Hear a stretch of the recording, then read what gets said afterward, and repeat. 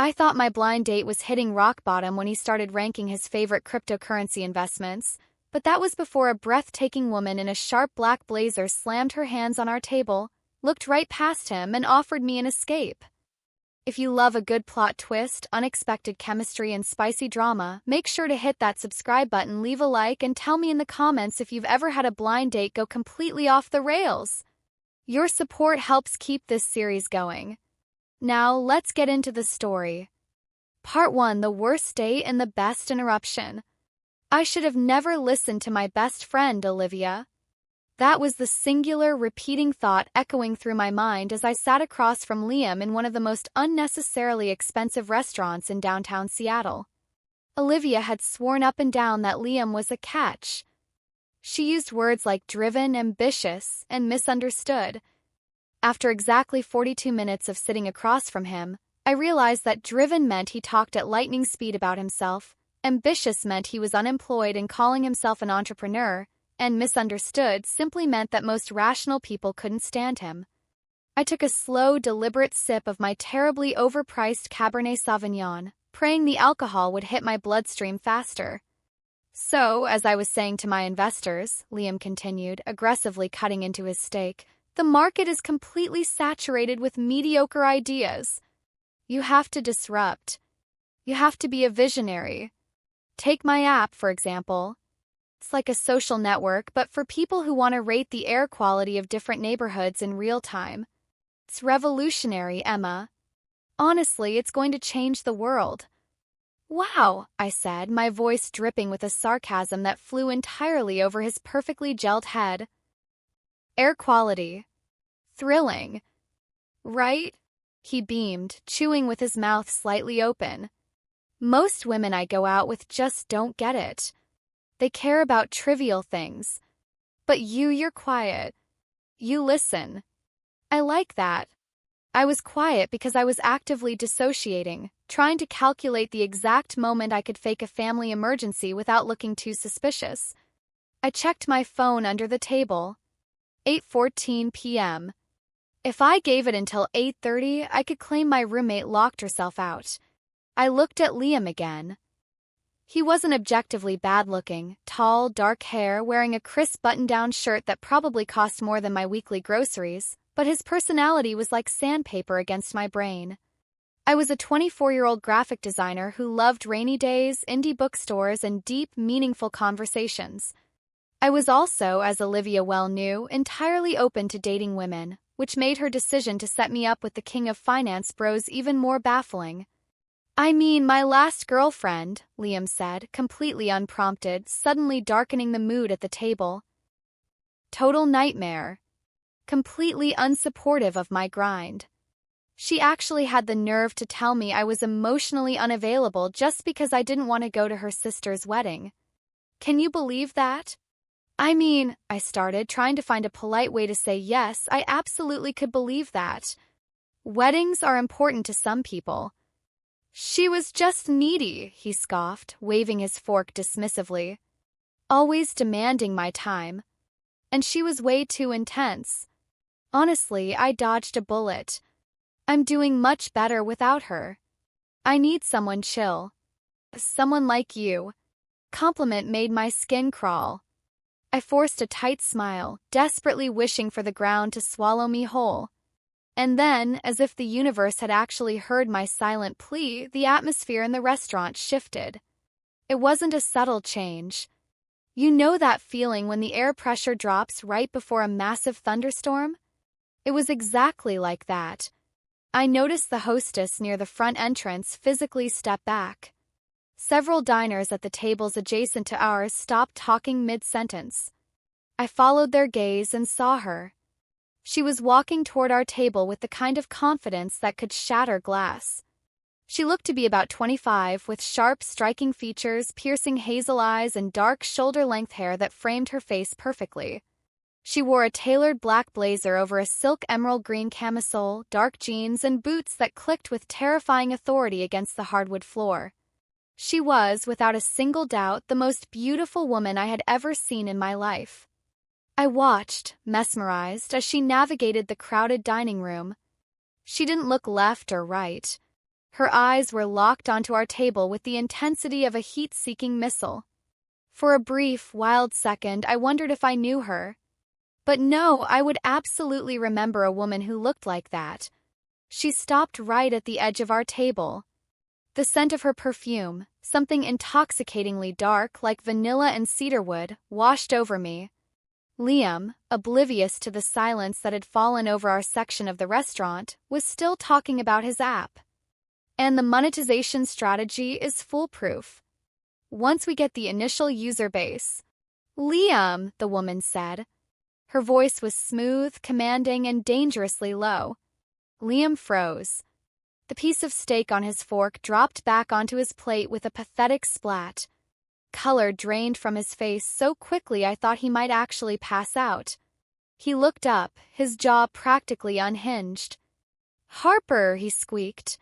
His previously booming, confident voice had been reduced to a pathetic whisper. What are you doing here?" So this was the total nightmare ex-girlfriend. The needy one. I stared at Harper, completely baffled. If Liam had fumbled a woman this magnificent, he was even more foolish than I initially thought. "You ignored my calls," Harper said, her eyes narrowing slightly. She didn't yell, she didn't have to. The sheer force of her presence was enough to dominate the space. "You ignored my texts. And worse, you ignored my lawyer's emails. You have my dog, Liam. And you have my vintage record collection. I told you I wanted them back by Friday." "Harper, please, we're in public," Liam hissed, looking frantically around the restaurant. Confident, boastful entrepreneur was completely gone, replaced by a terrified little boy. "I'm on a date. Can we not do this right now?" For the first time since she walked into the restaurant, Harper's gaze shifted away from Liam. She turned her head, and her striking hazel eyes locked onto mine. My breath caught in my throat.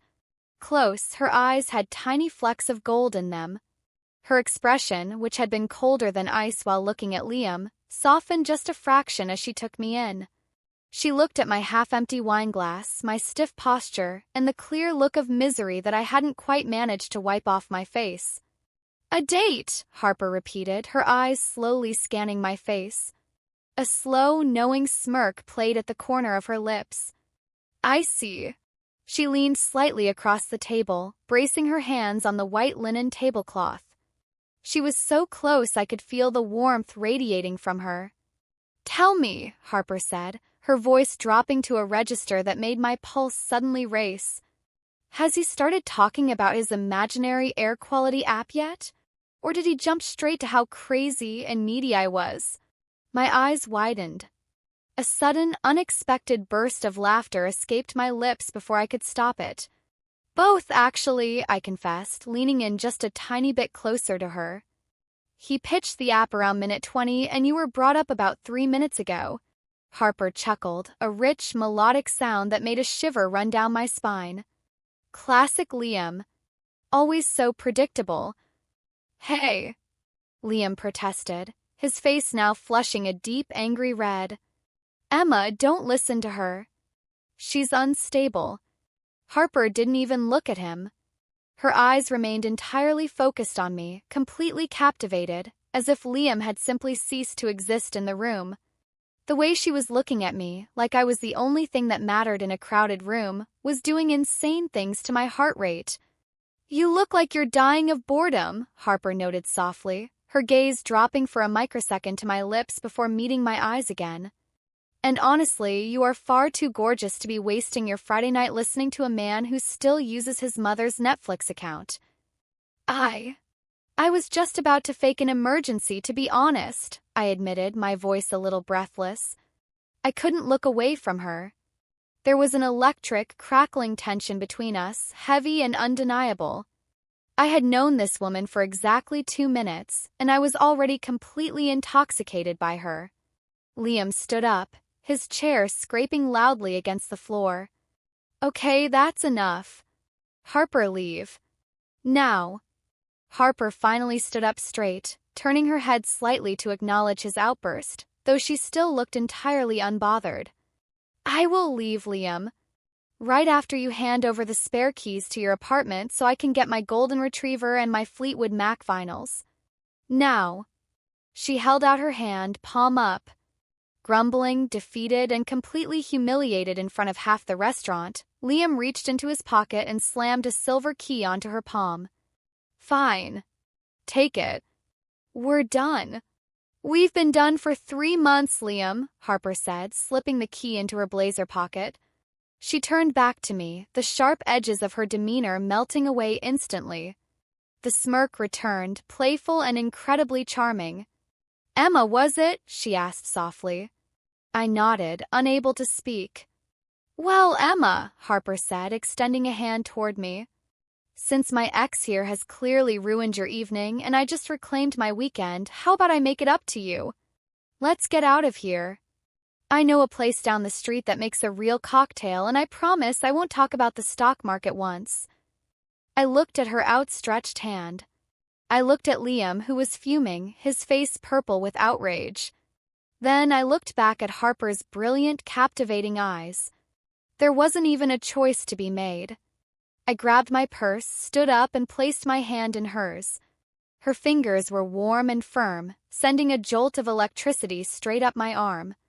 Lead the way, I said, leaving my blind date speechless at the table as I walked out into the night with the woman who just might change my entire life. End of part 1. Part 2. The heavy glass door of the restaurant swung shut behind us, cutting off the ambient noise of clinking silverware and the lingering, suffocating presence of my worst date to date. Cool, crisp Seattle night air hit my flushed cheeks, but it did absolutely nothing to calm the frantic, erratic beating of my heart. I was standing on the pavement, my hands still securely wrapped in the warm, confident grip of a woman whose name I had learned barely 3 minutes ago. Harper stopped under the amber glow of a street lamp and finally let go of my hand. I immediately missed the contact.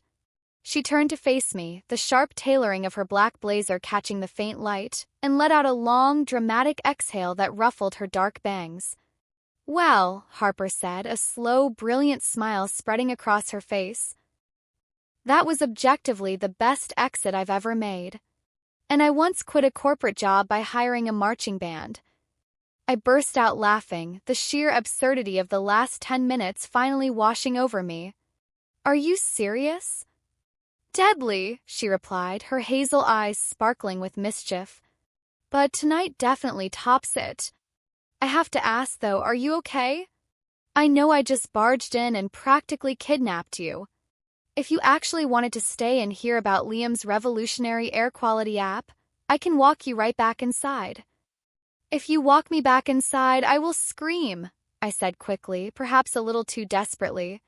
Harper's smile softened into something incredibly warm, something that made my stomach do a complicated series of flips. Good.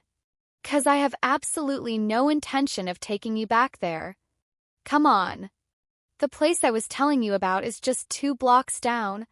As we walked side by side down the wet, neon-lit sidewalks of downtown, I stole quick glances at her. Harper moved with an effortless grace, her boots clicking rhythmically against the concrete. There was a magnetic pull to her, an aura of utter self-assurance that was completely intoxicating. I had always been the careful one, the girl who planned everything, who overthought every text, who let her friend Olivia set her up on miserable blind dates just to be polite. Walking away with a gorgeous stranger to an unknown destination was the most reckless thing I had ever done. And I loved every second of it. So, I began, tucking a stray strand of hair behind my ear, trying to sound much cooler than I felt. A golden retriever and a Fleetwood Mac vinyl collection. That's quite the hostage situation. Harper groaned, shaking her head. Don't even get me started. The dog's name is Barnaby. He's a giant, goofy angel, and Liam only wanted to keep him for the aesthetic. He thinks walking a golden retriever makes him look like a sensitive, approachable tech founder. The vinyls were a gift from my late grandfather. Liam has a Spotify premium account. He doesn't even own a record player. It was purely an act of petty revenge because I initiated the breakup. He called you needy, I pointed out, recalling his exact words from the dinner. Oh, I'm sure he did, Harper chuckled, a dark, rich sound. Liam's definition of needy is expecting your partner to ask you how your day was or hoping they might remember your birthday. I was asking for the bare minimum and he was treating it like an Olympic hurdle. But enough about the human equivalent of a damp sponge. We are celebrating your escape. She stopped in front of what looked like an abandoned alleyway next to a closed bookstore. Without hesitating, she stepped into the shadows and approached a heavy, unmarked oak door. She knocked twice, paused, and knocked once more. A tiny sliding panel opened, revealing a pair of dark eyes. Harper simply nodded. Panel snapped shut, and a second later the heavy door clicked open. "After you," Harper murmured, stepping aside and resting her hand lightly on the small of my back. Touch was feather-light, but it sent a shockwave of electricity straight down my spine. I stepped inside, my breath catching in my throat as my eyes adjusted to the dim, moody lighting. It was a stunning, speakeasy-style lounge. The walls were exposed brick, lined with towering shelves of vintage liquors.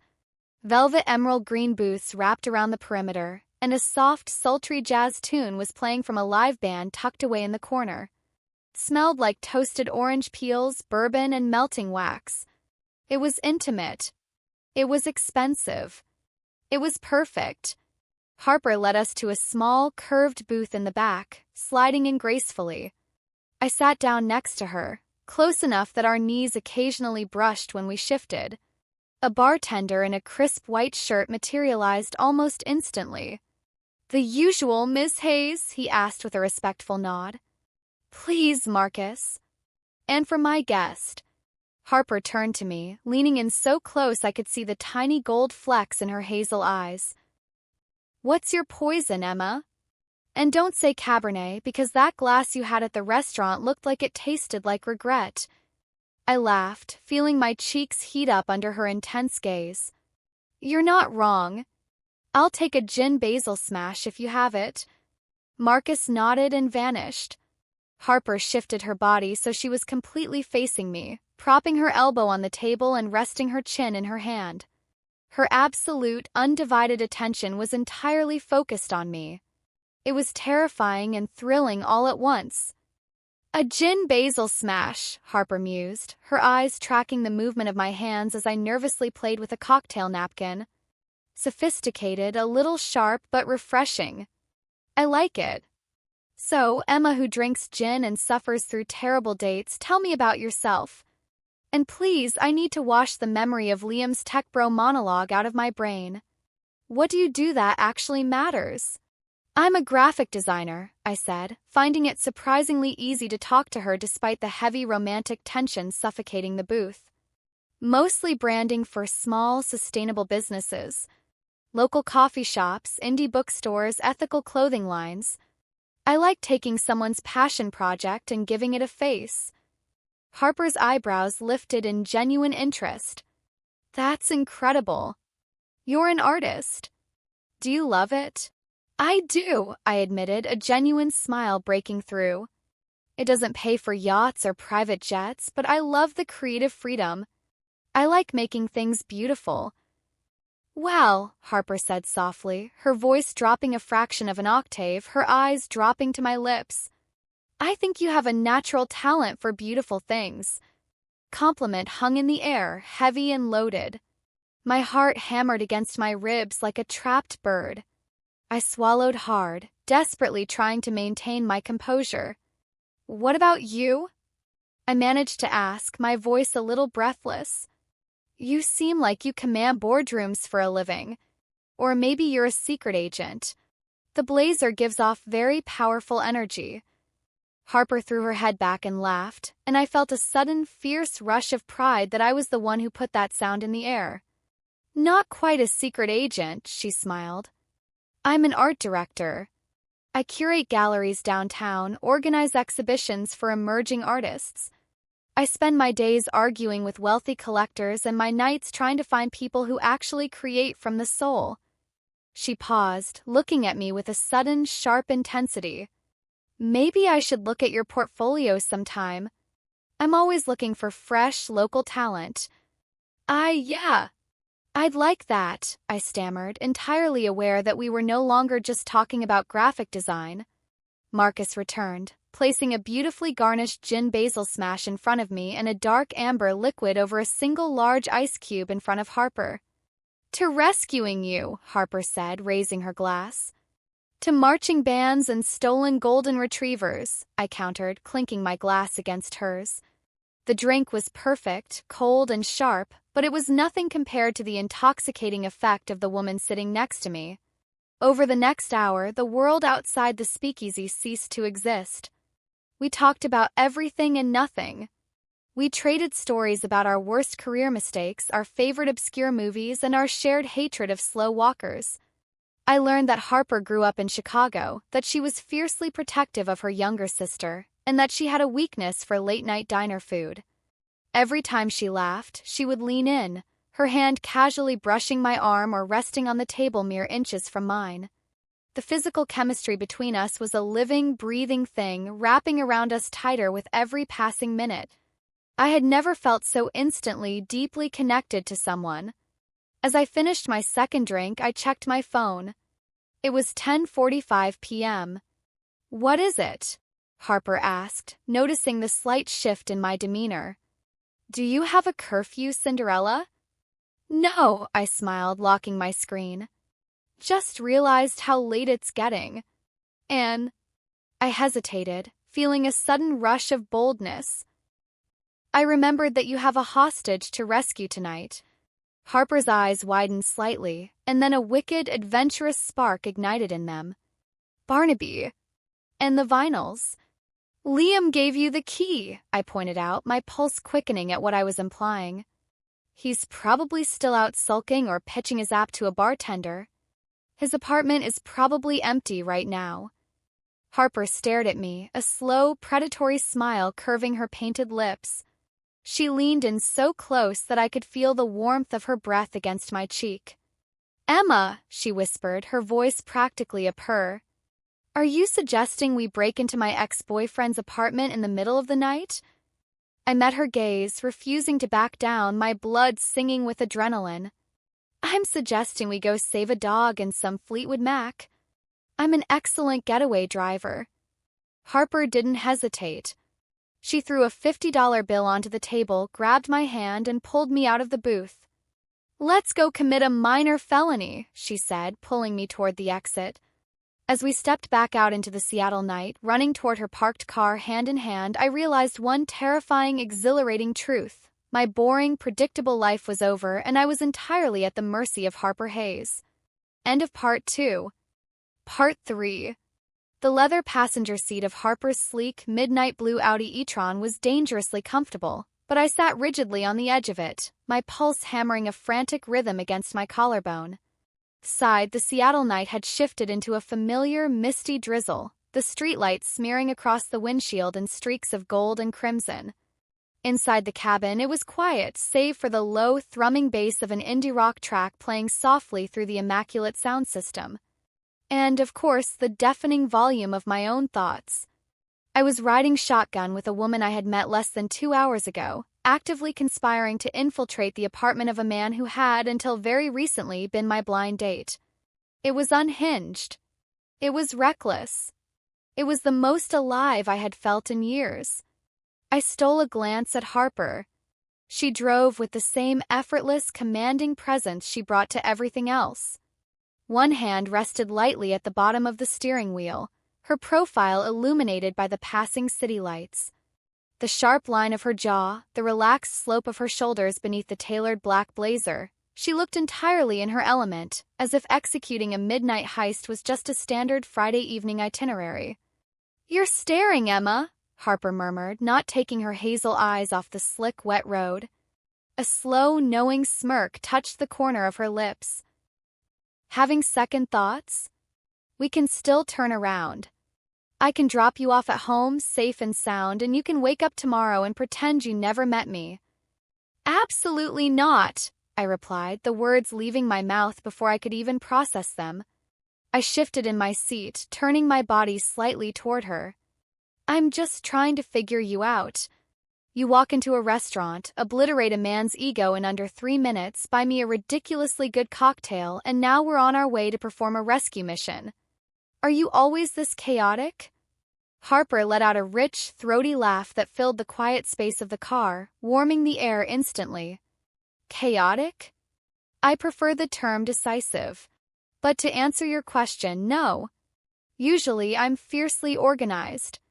I color code my calendar. I meal prep. But there's something about tonight. She finally turned her head, her gaze locking onto mine for a searing, breathless second before snapping back to the road. Something about the company. It makes me want to bend the rules a little.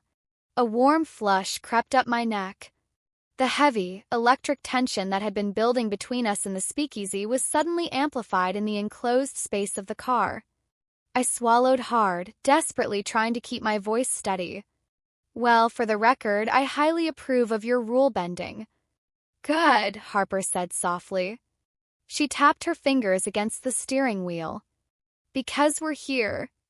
She turned the wheel sharply, guiding the Audi down a steep concrete ramp into the subterranean parking garage of a towering ultramodern high-rise in South Lake Union. It was exactly the kind of building I expected Liam to live in, sterile, imposing, and entirely devoid of personality. Harper bypassed the visitor parking and glided smoothly into a reserved spot marked with Liam's apartment number. She killed the engine. The sudden silence in the car was heavy, thick with anticipation. Okay, getaway driver, Harper said, unbuckling her seatbelt and turning to face me completely. The dim overhead light cast soft shadows across her striking features. Here is the game plan. Liam lives on the 14th floor. He gave me the key so we don't have to pick any locks, unfortunately. We go in, we locate Barnaby, we grab the box of Fleetwood Mac vinyls from the living room, and we ghost. We are in and out in under 5 minutes. Are you ready? I was born ready, I lied, my hands trembling just a fraction as I reached for the door handle. We slipped out of the car, the damp chill of the underground garage biting through my light sweater. Harper didn't hesitate. She walked briskly toward the elevator bank, her boots making no sound on the polished concrete. I followed closely behind, hyper-aware of the space between us. When the metal elevator doors slid open, we stepped inside the mirrored cab. The fluorescent lighting was harsh, but somehow Harper still looked flawless. As the elevator jolted into motion, rocketing upward, she leaned against the stainless steel handrail and let out a long breath. If he's home, Harper started, a rare flicker of vulnerability crossing her eyes. If he's home, I will personally ask him to explain the monetization strategy of his air quality app again, I interjected smoothly.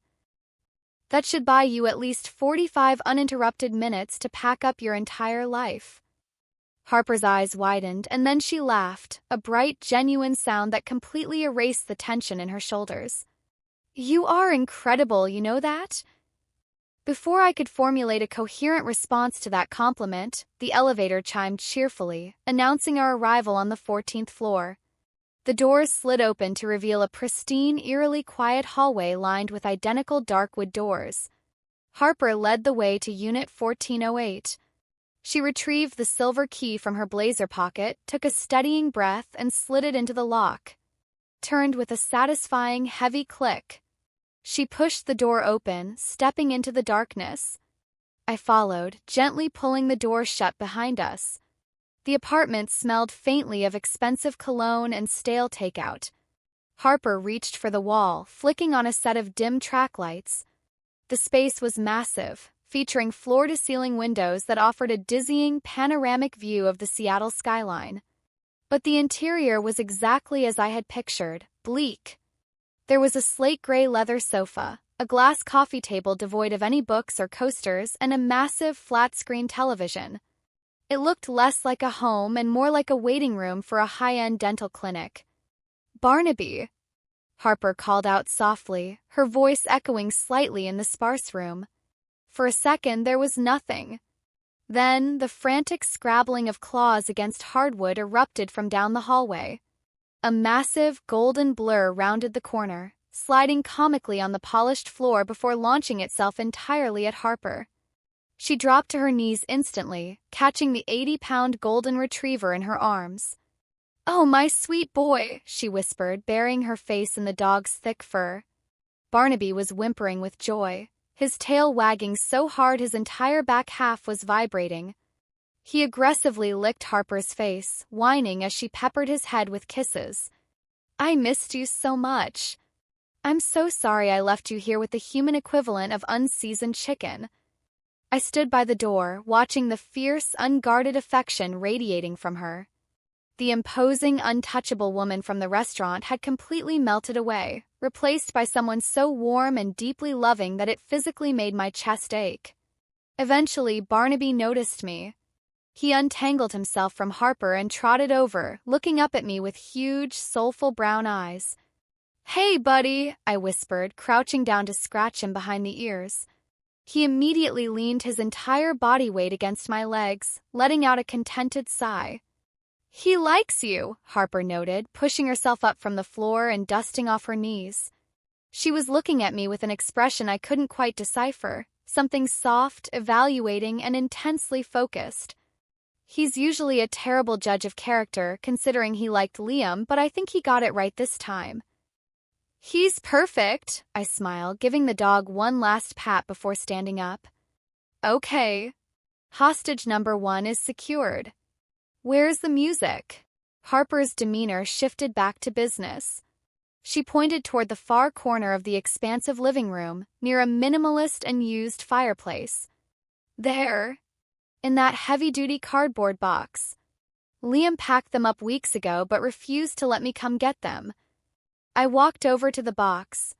It was sealed with packing tape, with the words "Harper's Junk" scrawled aggressively in black Sharpie across the top.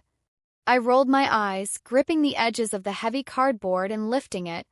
It weighed a ton, but I managed to hoist it against my hip.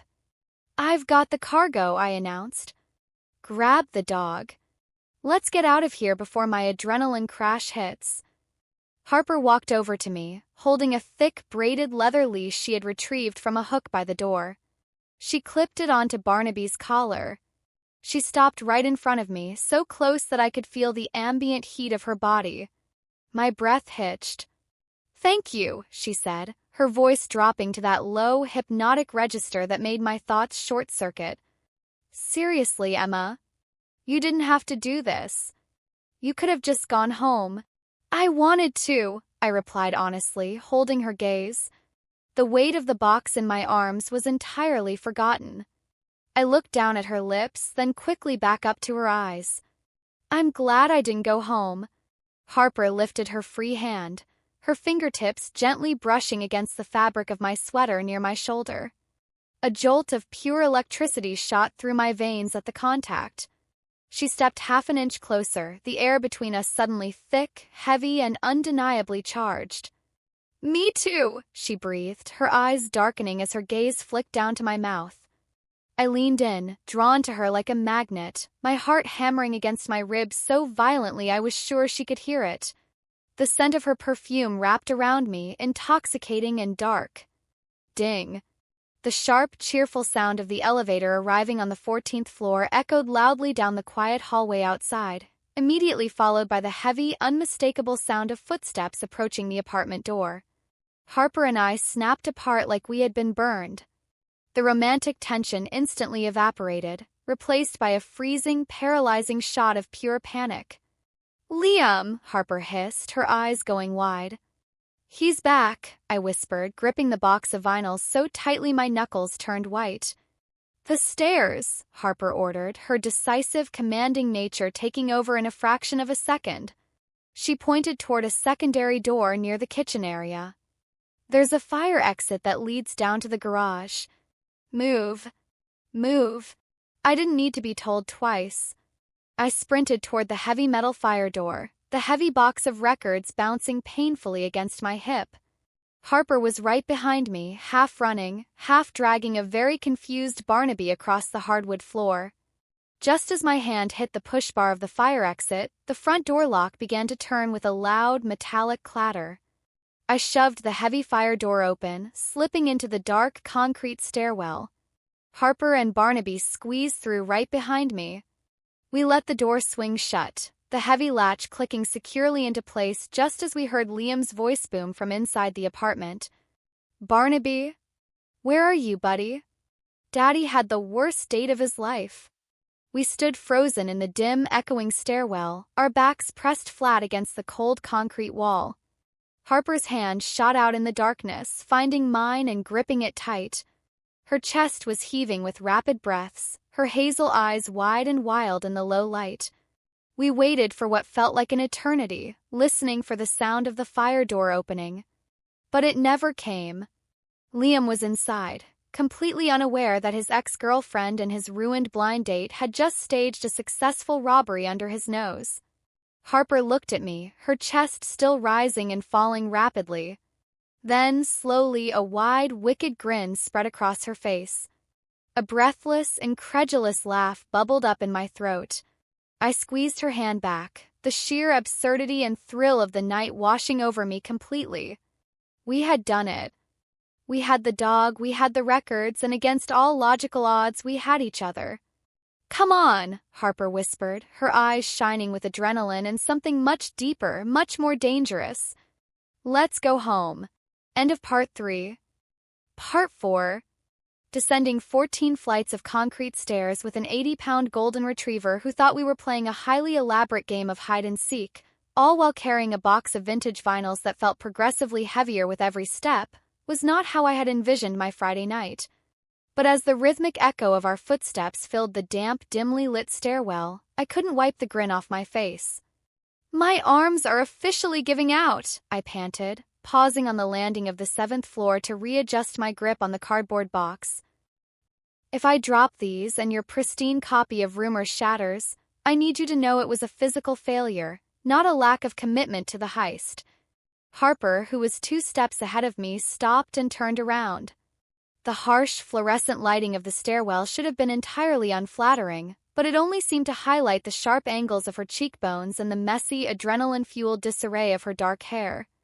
"Hand it over, Emma," she instructed, reaching out to take the box. "You've done enough heavy lifting for one night. Both physically and emotionally, considering you had to listen to Liam talk for 40 minutes. "I can manage," I protested weakly, though my biceps were practically screaming in agony. "I'm sure you can," Harper replied smoothly, her hands covering mine as she firmly took the weight of the box. Her skin was warm, the brief friction of our hands sending a familiar electric jolt straight up my arms. "But you don't have to. Let me take it the rest of the way."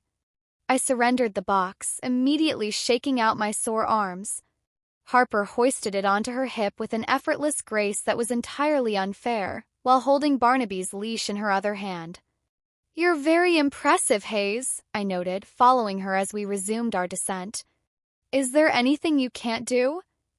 "I am terrible at baking," Harper confessed, throwing a quick, brilliant smile over her shoulder.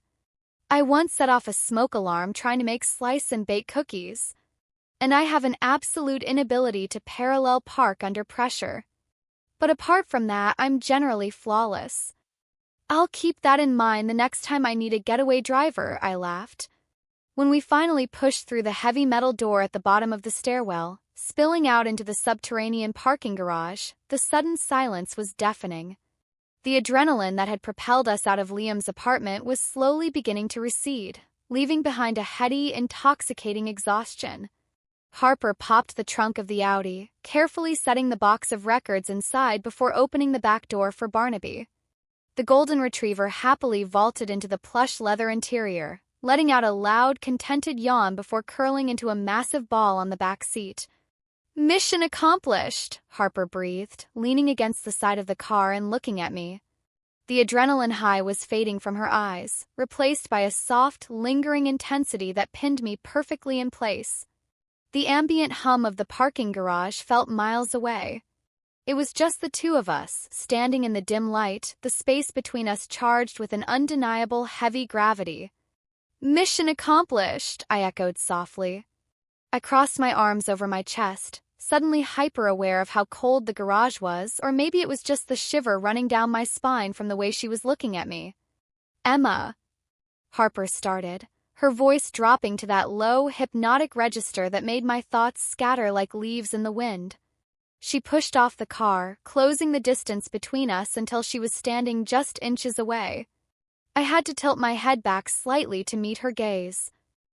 I know this night has been completely chaotic. And I know we just met. But... She hesitated, a rare moment of uncertainty flickering across her striking features. I don't want to take you home yet. Unless you want me to. My heart hammered against my ribs, a frantic rhythm. The thought of going back to my quiet, empty apartment, of letting this night end, felt like a physical impossibility. I don't want to go home either, I admitted, my voice barely a whisper. Harper's eyes darkened, a slow, breathtaking smile curving her lips. Tension in her shoulders melted away. Good. Because Barnaby needs his beauty sleep, and I have a bottle of incredibly expensive scotch at my place that I think we've officially earned the right to open. 15 minutes later, Harper was navigating the Audi through the slick, rain-washed streets of Capitol Hill. She pulled up to a beautiful, historic brick building covered in creeping ivy. It was exactly the kind of place an art director would live, understated, elegant, and dripping with character. Her loft was on the top floor. When she pushed the door open, flicking on the lights, my breath actually caught in my throat. It was stunning. The space was massive and open, with exposed brick walls, polished concrete floors, and enormous arched windows that looked out over the glittering city skyline. But unlike Liam's sterile, empty apartment, Harper's home was alive. There were towering bookshelves overflowing with hardcovers and art catalogs. Lush, green plants hung from the exposed ceiling beams. The walls were covered in an eclectic, breathtaking mix of original paintings, sketches, and photography. Felt warm, curated, and deeply personal. This is incredible, I breathed, wandering into the living room, my eyes sweeping over a massive abstract canvas above a velvet mustard yellow sofa. Thank you, Harper said, dropping her keys on a small entryway table. She unclipped Barnaby's leash, and the dog immediately trotted over to a large plush dog bed in the corner, collapsing onto it with a heavy sigh. He was asleep within seconds. Harper slipped off her black blazer, tossing it over the back of a dining chair, leaving her in just the emerald green silk camisole and dark jeans. Casual removal of the armor she wore all night somehow made the atmosphere feel infinitely more intimate. She walked over to a beautiful vintage record player sitting on a solid walnut console table. "Do you want the honors?" she asked, gesturing toward the cardboard box we had successfully liberated. I smiled, walking over and carefully slicing through the packing tape with a key. I pulled out the first record my fingers touched. It was, fittingly, Fleetwood Mac's Rumors. I slid the vinyl out of its sleeve, placing it gently on the turntable and dropping the needle. The soft, crackling sound of the vinyl filled the quiet loft, followed quickly by the iconic rhythmic opening bass line of The Chain. "Perfect choice," Harper murmured. She walked over to a small, mirrored bar cart near the kitchen, pouring 2 glasses of amber liquid. She walked back to me, handing me a heavy crystal tumbler. Our fingers brushed against the cool glass. "To ruining terrible dates," Harper toasted softly, her hazel eyes locking onto mine over the rim of her glass. "To rescuing good dogs and great music," I countered. I took a sip. The scotch was incredibly smooth, burning a warm, pleasant trail down my throat, but it did absolutely nothing to steady my racing pulse. Harper set her glass down on the console table. She didn't step back. She stayed exactly where she was, standing so close that the scent of her vanilla and cedarwood perfume completely enveloped me. The music swelled around us, filling the massive empty space of the loft, but all I could focus on was the steady rise and fall of her chest, the golden flecks in her eyes, the magnetic, inescapable pull between us. "You know," Harper whispered, her gaze dropping to my lips, "I haven't stopped thinking about doing this since I walked into that restaurant." "Then what's stopping you?" I challenged, my voice trembling just a fraction. Harper didn't need another invitation. She reached out, her hands gently cupping my face, her thumbs resting softly against my cheekbones. Her touch was searing, grounding, and utterly electrifying all at once. She tilted her head, her eyes searching mine for one final breathless second, asking a silent question. I leaned up, closing the last fraction of an inch between us. When our lips finally met, it was like striking a match in a room full of gasoline. Kiss started soft, tentative, a gentle exploration of the devastating chemistry that had been building between us all night. But the second I rested my hands on her waist, pulling her closer, the restraint shattered. Harper let out a soft, low gasp against my mouth, her hands sliding from my cheeks to tangle in the hair at the nape of my neck. She deepened the kiss, kissing me with a fierce, intoxicating desperation that made my knees instantly weak. It was demanding, consuming, and so unbelievably perfect that it completely wiped my mind blank. Every terrible date, every moment of self-doubt, every boring, predictable second of my life before tonight completely ceased to exist. There was only Harper.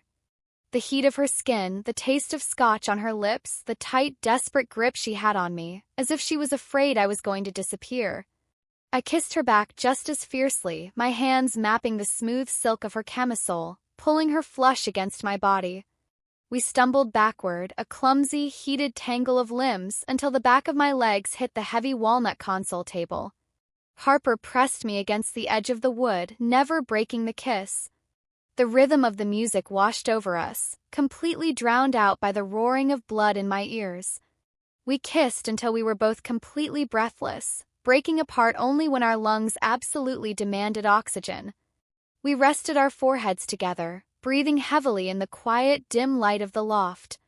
Harper's eyes were dark, blown wide, her lips flushed and slightly swollen. She looked at me like I was the only piece of art in the room that actually mattered. "Wow," I whispered, my chest heaving, a breathless smile breaking across my face. "That definitely beats hearing about the air quality app." Harper let out a quiet, shaken laugh, her thumbs gently tracing the line of my jaw. She leaned in, pressing a soft, lingering kiss to the corner of my mouth. "Emma," she breathed, her voice thick with emotion. "I think this is going to be the start of something very, very interesting." End of Part 4. Part 5. Waking up in a stranger's bed is usually a masterclass in awkwardness. There is typically the disorienting blur of an unfamiliar ceiling, the frantic mental search for where you left your shoes, and the inevitable stilted goodbye at the door. But waking up in Harper Hayes's bed felt entirely different. Felt terrifyingly like coming home. The morning light filtering through the massive arched windows of the loft was soft and gray, the signature overcast blanket of a Seattle Saturday. I blinked my eyes open, the heavy, luxurious warmth of a down comforter pinning me to the mattress. The sheets smelled faintly of vanilla and cedarwood, a scent that immediately sent a rush of vivid, heated memories from the night before flooding back into my brain. I turned my head. The space beside me was empty, the pillows slightly rumpled, but the lingering warmth indicated Harper hadn't been gone long. A heavy, rhythmic thumping sound drew my attention to the foot of the bed. Barnaby, the golden retriever we had successfully liberated, was sitting on the hardwood floor, his tail aggressively sweeping against the baseboards. He had a battered, stuffed plush duck in his mouth and was looking at me with an expression of profound expectation. "Good morning to you too, accomplice," I whispered, my voice thick with sleep. I reached down to scratch him behind the ears, and he let out a muffled, happy whine around the duck. I sat up, pulling the comforter up around my shoulders. The loft was quiet, save for the low, soothing sound of a jazz record playing in the living room and the distant hum of an espresso machine. I swung my legs over the edge of the bed, finding my jeans and sweater from last night neatly folded on an accent chair in the corner. I dressed quickly, running my fingers through my tangled hair, trying to process the sheer velocity of my life over the last 12 hours. Yesterday, I was a hopelessly single graphic designer dreading a blind date. Today, I was an accessory to a beautifully executed apartment heist, harboring a stolen dog, and hopelessly captivated by an art director who kissed like the world was ending. I followed the smell of freshly brewed coffee out of the bedroom and into the expansive, open-concept kitchen. Harper was standing at the marble island, her back to me. If she looked commanding and intimidating in a tailored blazer, her morning aesthetic was entirely devastating in a completely different way. She was wearing an oversized cable-knit cream sweater that fell off one shoulder, exposing the smooth skin of her collarbone and a pair of soft cotton shorts. Her dark hair was pulled up into a messy, effortless knot, a few stray strands framing her neck. She was pouring steamed milk into 2 ceramic mugs, moving with a quiet, practiced grace. "I know you're staring, Emma," Harper said, not even turning around. Her voice was raspy with sleep, low and warm, sending an immediate shiver down my spine. "And considering I haven't brushed my hair yet, I'm going to assume you're easily impressed." I leaned against the doorframe, a helpless smile spreading across my face. "I was actually just marveling at the fact that you somehow make making coffee look like an editorial photo shoot." Harper turned, a slow, brilliant smile lighting up her face.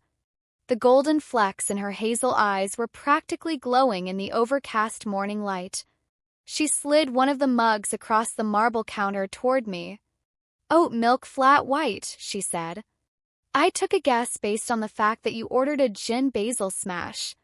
You strike me as someone who appreciates a balanced flavor profile." I walked over, taking the warm mug in my hands. I took a sip, closing my eyes as the rich, perfectly bitter espresso hit my tongue. "It's perfect." "You're dangerously good at guessing." "I'm dangerously good at paying attention," Harper corrected softly. She leaned against the counter opposite me, crossing her arms over her chest. The physical space between us was perhaps 3 feet, but the magnetic, invisible tether that had connected us since the restaurant was pulling taut. In the clear light of day, without the adrenaline of the escape or the moody lighting of the speakeasy, the connection didn't fade. If anything, it felt heavier, more real. "So," Harper started, tilting her head slightly, her gaze tracing the line of my jaw before meeting my eyes. "Do you have any regrets about abandoning your tech bro Prince Charming to become a midnight burglar?" "Only that I didn't steal his television too," I replied smoothly, taking another sip of coffee. "It was entirely too big for that living room. It offended my design sensibilities." Harper laughed, the sound bright and musical, echoing off the exposed brick walls. "I knew I liked you."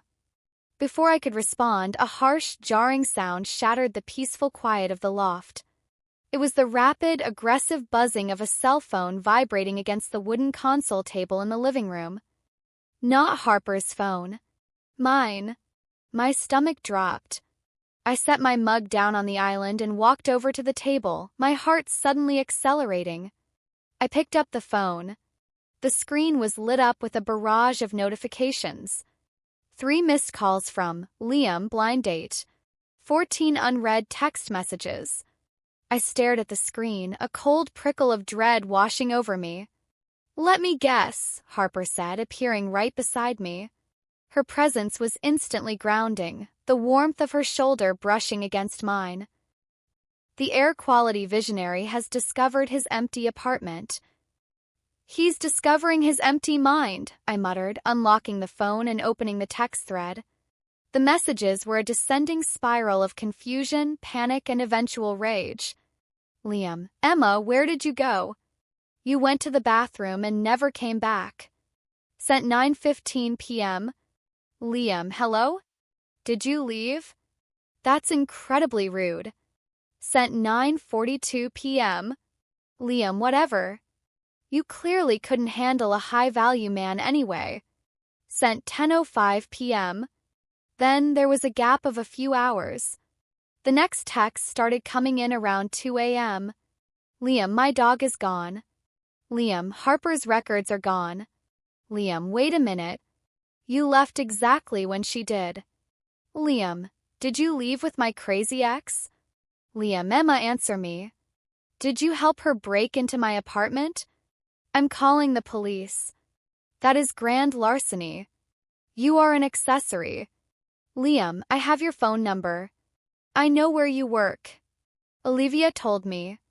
Liam, "Answer the phone right now or I'm pressing charges." I let out a long, shaky exhale, my thumb hovering over the screen.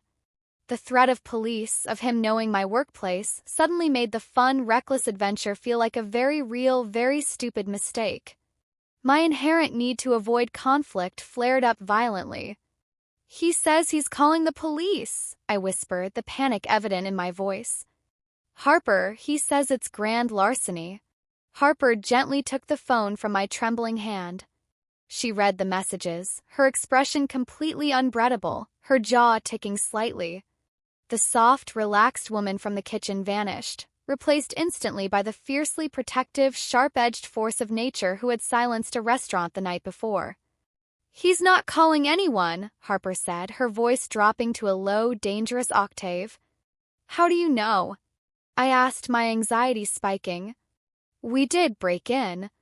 We did take things. First of all, he gave me the key, Harper stated, her eyes locking onto mine, demanding my full attention.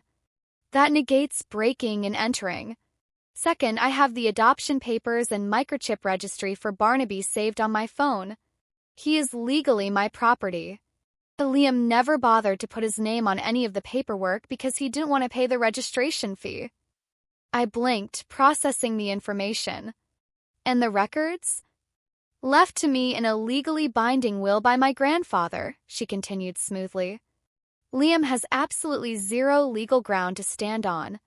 He's trying to scare you because he's a coward who lost control of the narrative and he knows he can't intimidate me. So he's targeting you. She looked back down at my phone. Without asking for permission, she tapped the audio message button on my keyboard and held it down. Liam, Harper said into my phone, her tone dripping with absolute freezing contempt. It's Harper. You will not text this number again. You will not contact Emma, you will not contact her friend Olivia, and you will certainly not go near her workplace. Barnaby is chipped in my name. The records are legally mine. If you ever threaten anyone in my presence again, I will release the screenshots of the frantic, crying emails you sent me begging for a loan for your fake app to every single venture capital firm in Seattle. Do not test me. Lose this number or I will ruin you. She lifted her thumb, sending the audio file instantly. Then, she blocked the contact and tossed my phone back onto the console table. She turned to me, her expression softening instantly as she saw the lingering shock on my face. She stepped into my space, reaching out to gently tuck a piece of hair behind my ear. I'm sorry, she murmured, her thumb resting softly against my cheek. I didn't mean to drag you into his mess. I should have warned you that he lashes out when he feels small. You didn't drag me, I replied, leaning into her touch, my pulse finally beginning to slow. I got in the car willingly. I carried the records. I'm just not used to people fighting my battles for me. Well, Harper whispered, her eyes dropping to my lips. Get used to it. Because nobody gets to talk to you like that while I'm around. The intensity in her words took my breath away. It was a promise, heavy and real, delivered in a sunlit loft on a rainy Saturday morning. So, Harper said, stepping back just slightly, though she let her hand trail down my arm until her fingers intertwined with mine. The danger of Liam was completely forgotten, replaced by the thrilling, terrifying reality of what was happening between us. Now that the hostage situation is fully resolved, I have a proposition for you. Another heist? I asked, a playful smirk returning to my lips. Not quite, Harper smiled, stepping closer again, pulling me flush against her. I have a gallery opening tonight. It's formal, it's catered, and it's full of wealthy art collectors who take themselves far too seriously. I need a +1 to keep me sane. A real date this time. No air quality pitches, I promise. I looked up into her striking hazel eyes, feeling the warmth of her hand in mine, feeling the absolute certainty that walking out of that restaurant had been the best decision of my entire life. I'd love nothing more, I breathed. Harper's smile widened, triumphant and radiant, right before she pulled me in to seal the deal with a kiss that tasted like coffee, relief, and the undeniable promise of a perfect night ahead. End of Part 5. Part 6. Let me get this completely straight, Olivia said, her voice eerily calm as she sat cross-legged on my hand-me-down futon, aggressively stirring her iced matcha. You went on the blind date I set up. The guy turned out to be a narcissist who talked about air quality. And then his gorgeously unhinged ex-girlfriend stormed the restaurant, demanded her dog back, and you just left with her?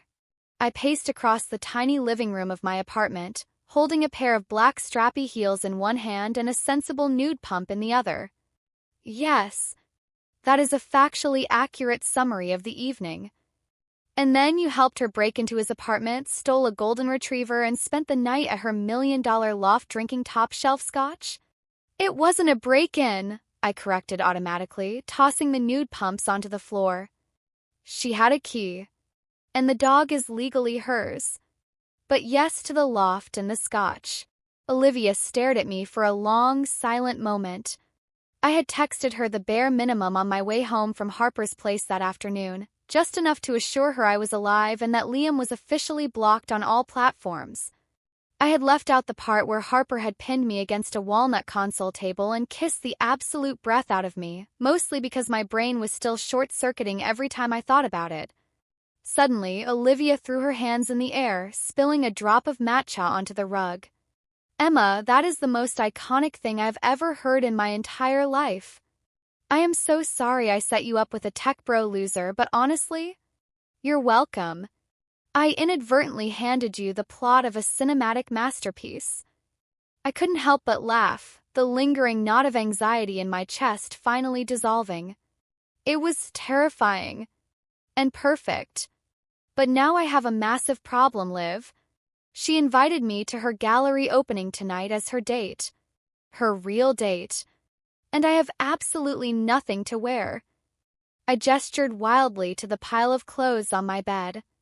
My wardrobe consisted of oversized graphic tees, comfortable cardigans, and a few floral wrap dresses that screamed Sunday brunch, not high society art curation.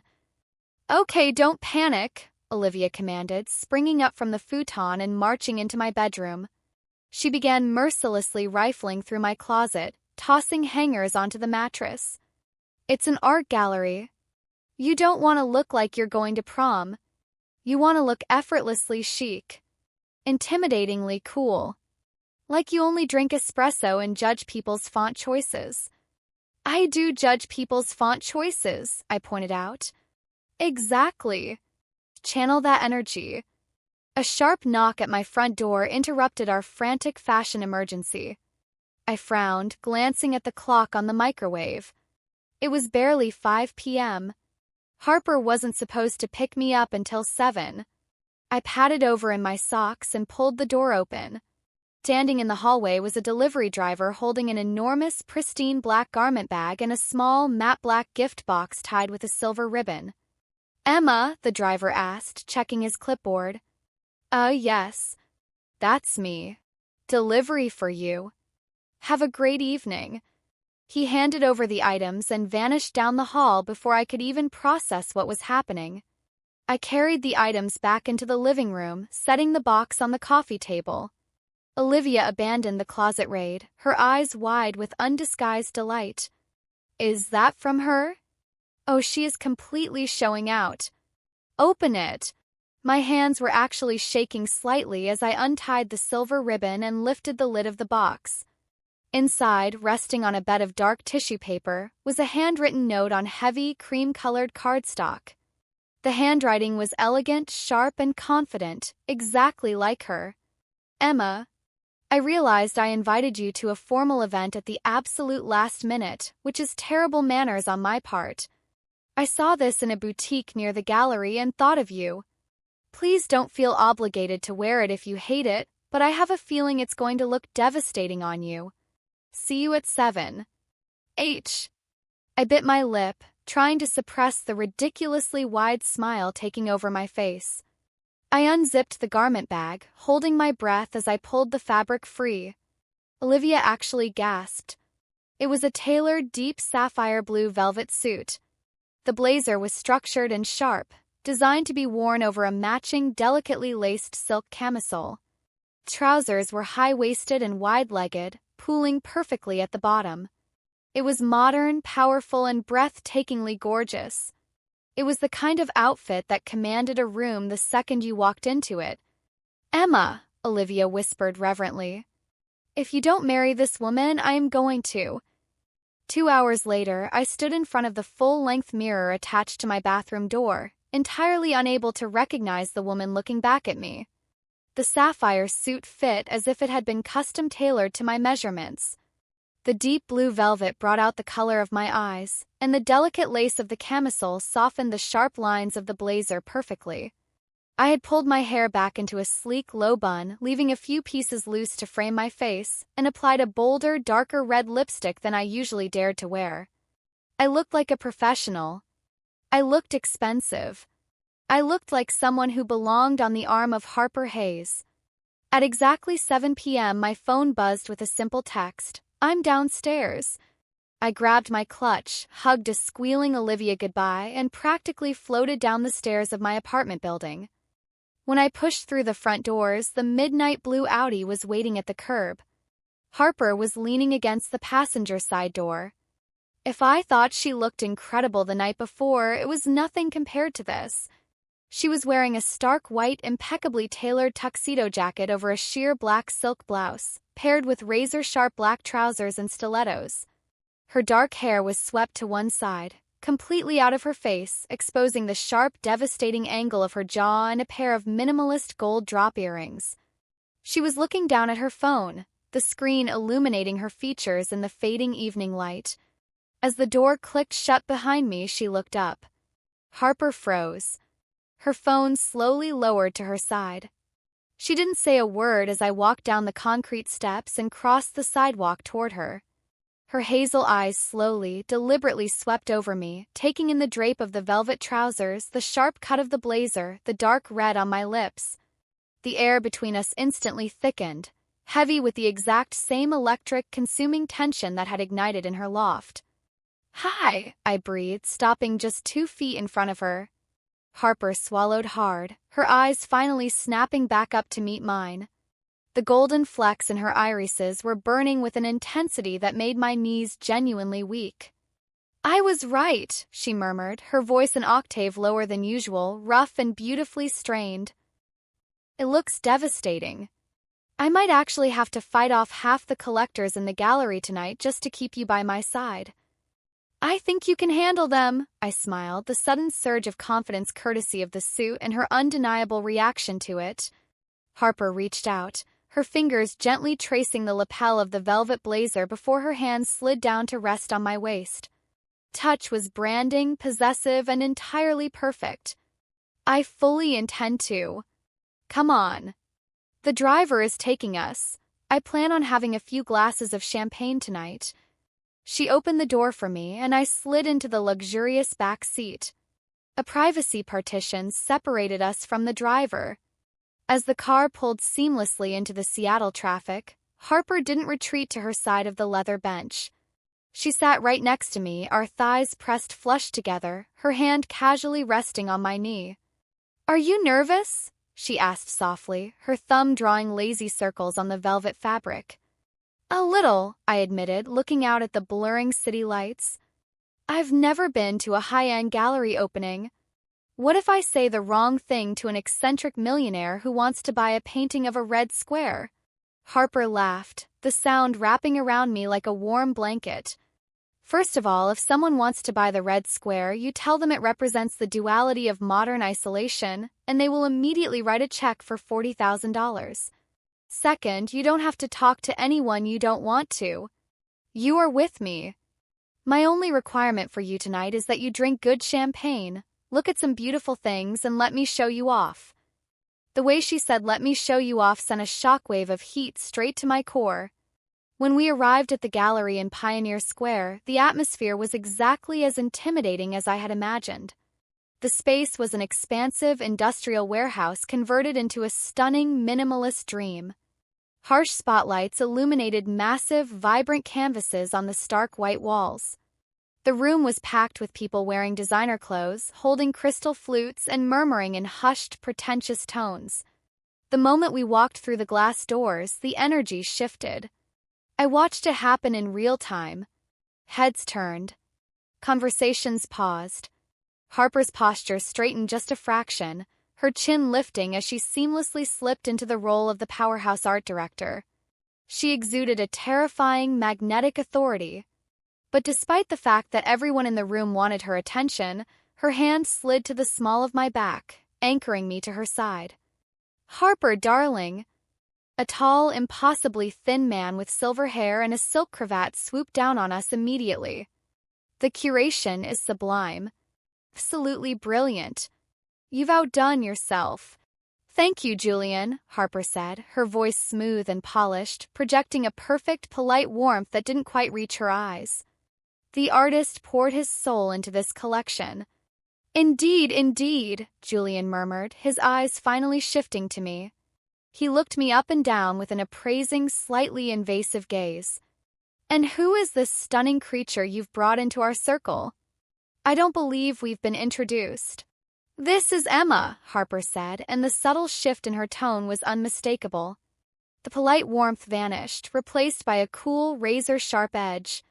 Her hand pressed slightly firmer against my lower back, a silent, undeniable claim. "She's a designer. And my date. Emma, this is Julian.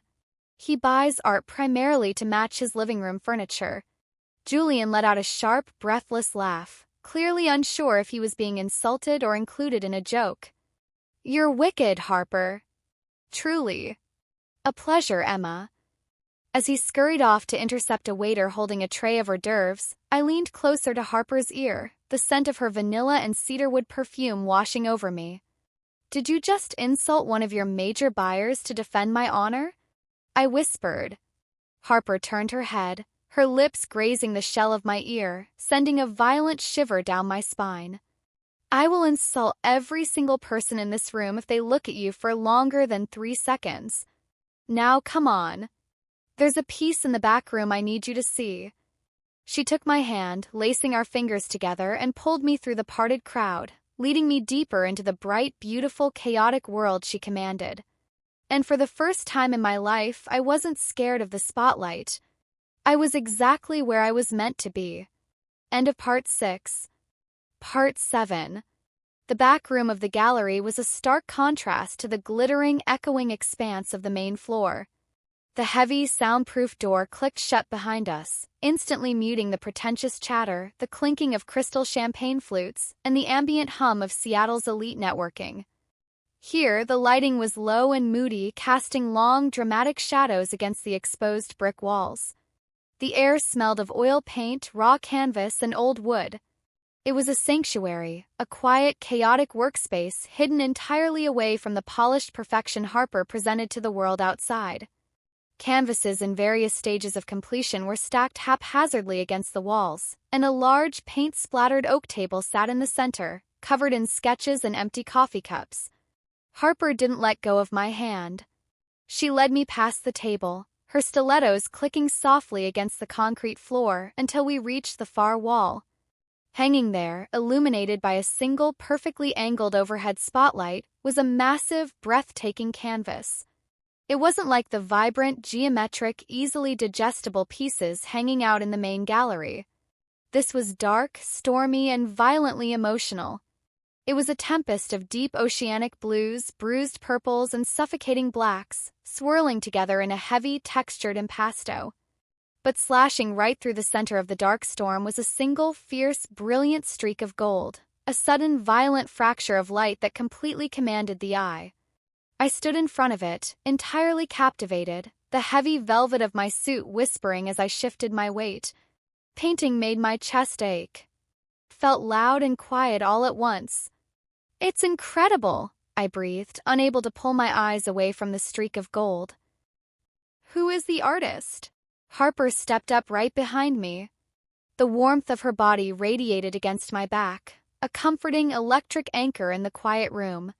She rested her hands lightly on my hips, her thumbs tracing the seam of my velvet trousers. "I am," Harper said softly.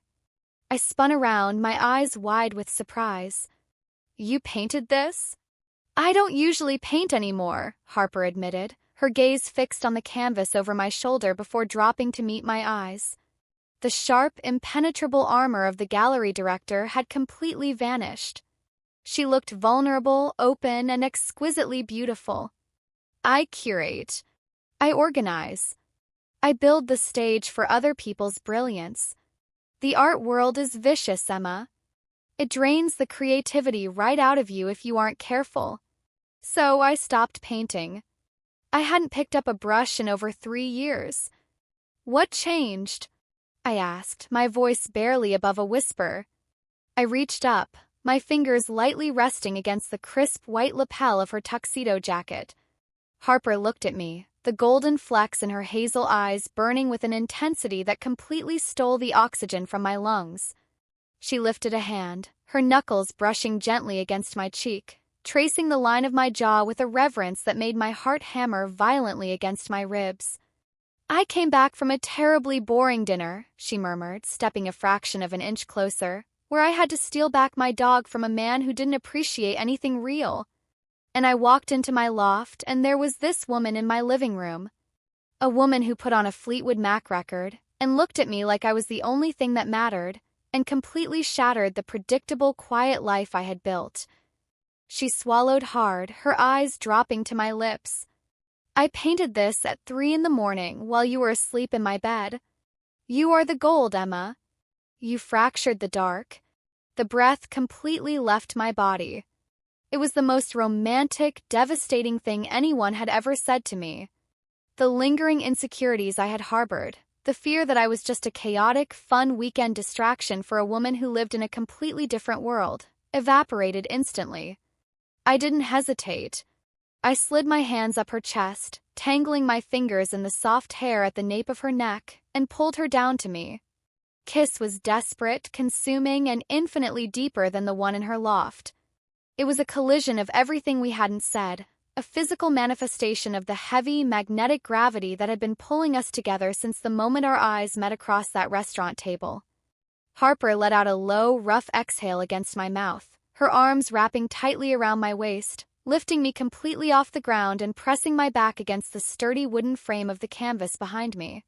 I gasped, my legs instinctively wrapping around one of her thighs as she deepened the kiss, her tongue tracing my lower lip, demanding entrance that I eagerly granted. The world outside the back room ceased to exist.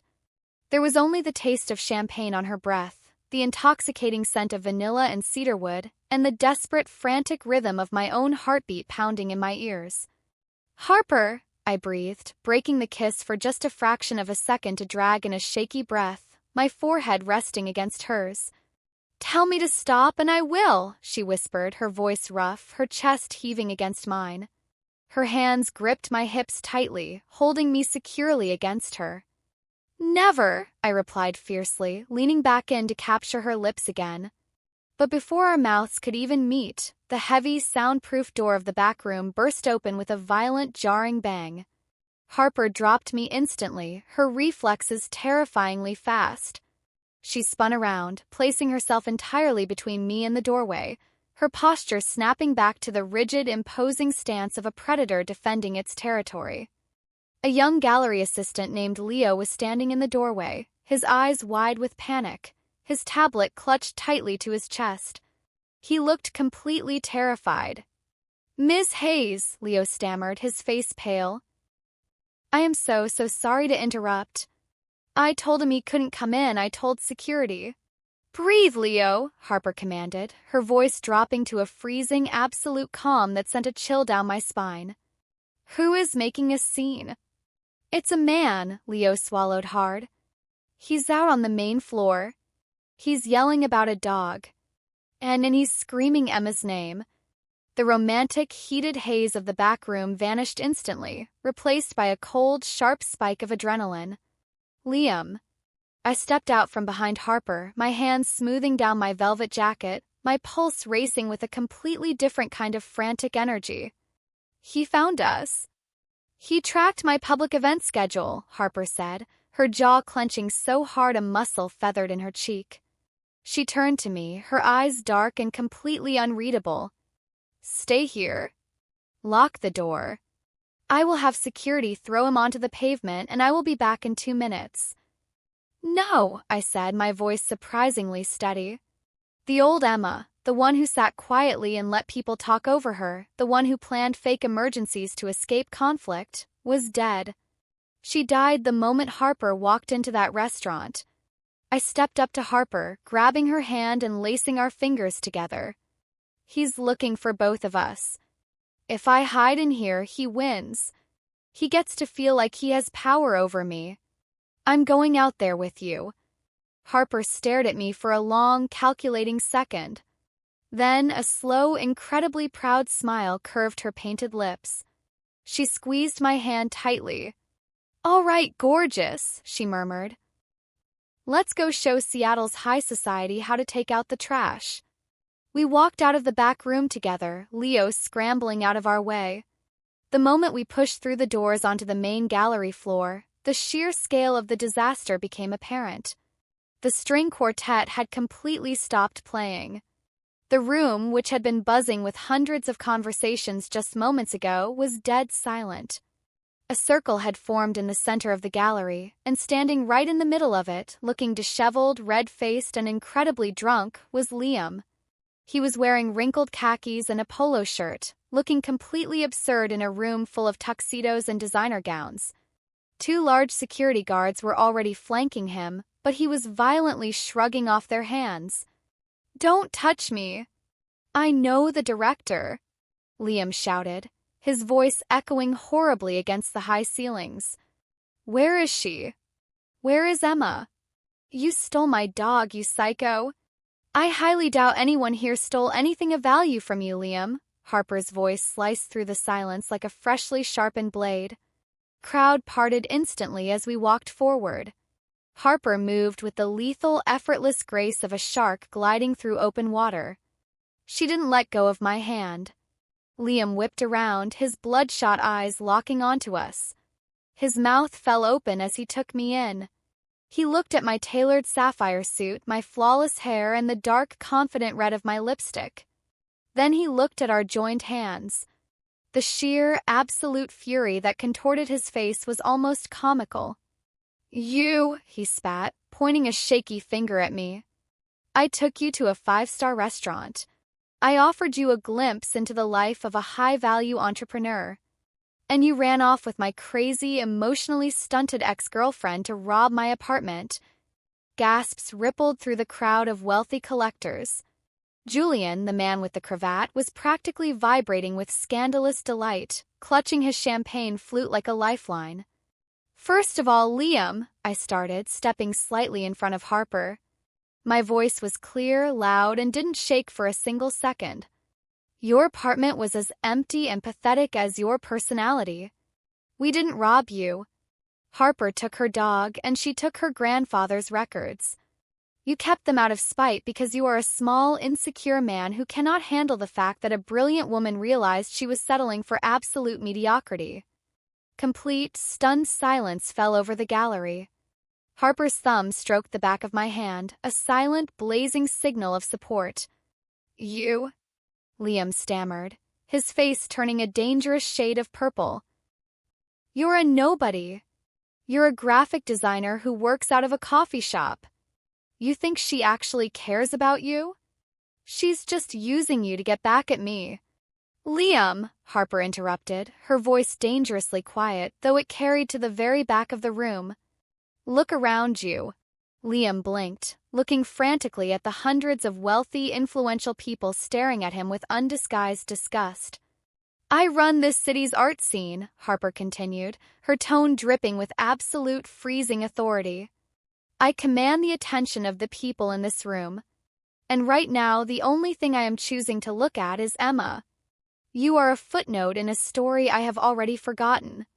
You are trespassing at my private event, screaming at my partner, and embarrassing yourself on a scale that I frankly find a little tragic." Harper snapped her fingers, looking over at the 2 massive security guards. "Gentlemen, remove him from my gallery. If he resists, call the police and press charges for public intoxication and trespassing." "You can't do this," Liam shrieked as the guards grabbed him, much less gently this time, practically lifting him off the floor by his armpits. "My app is going to change the world. You'll see. You'll all see." He was dragged backward, his pathetic shouting fading as the heavy glass doors of the gallery were shoved open and he was unceremoniously dumped onto the rainy Seattle pavement. The doors clicked shut, cutting him off completely. The gallery was silent for 3 painful, heavy seconds. Then Julian, standing near the hors d'oeuvres table, slowly raised his champagne flute and began to clap.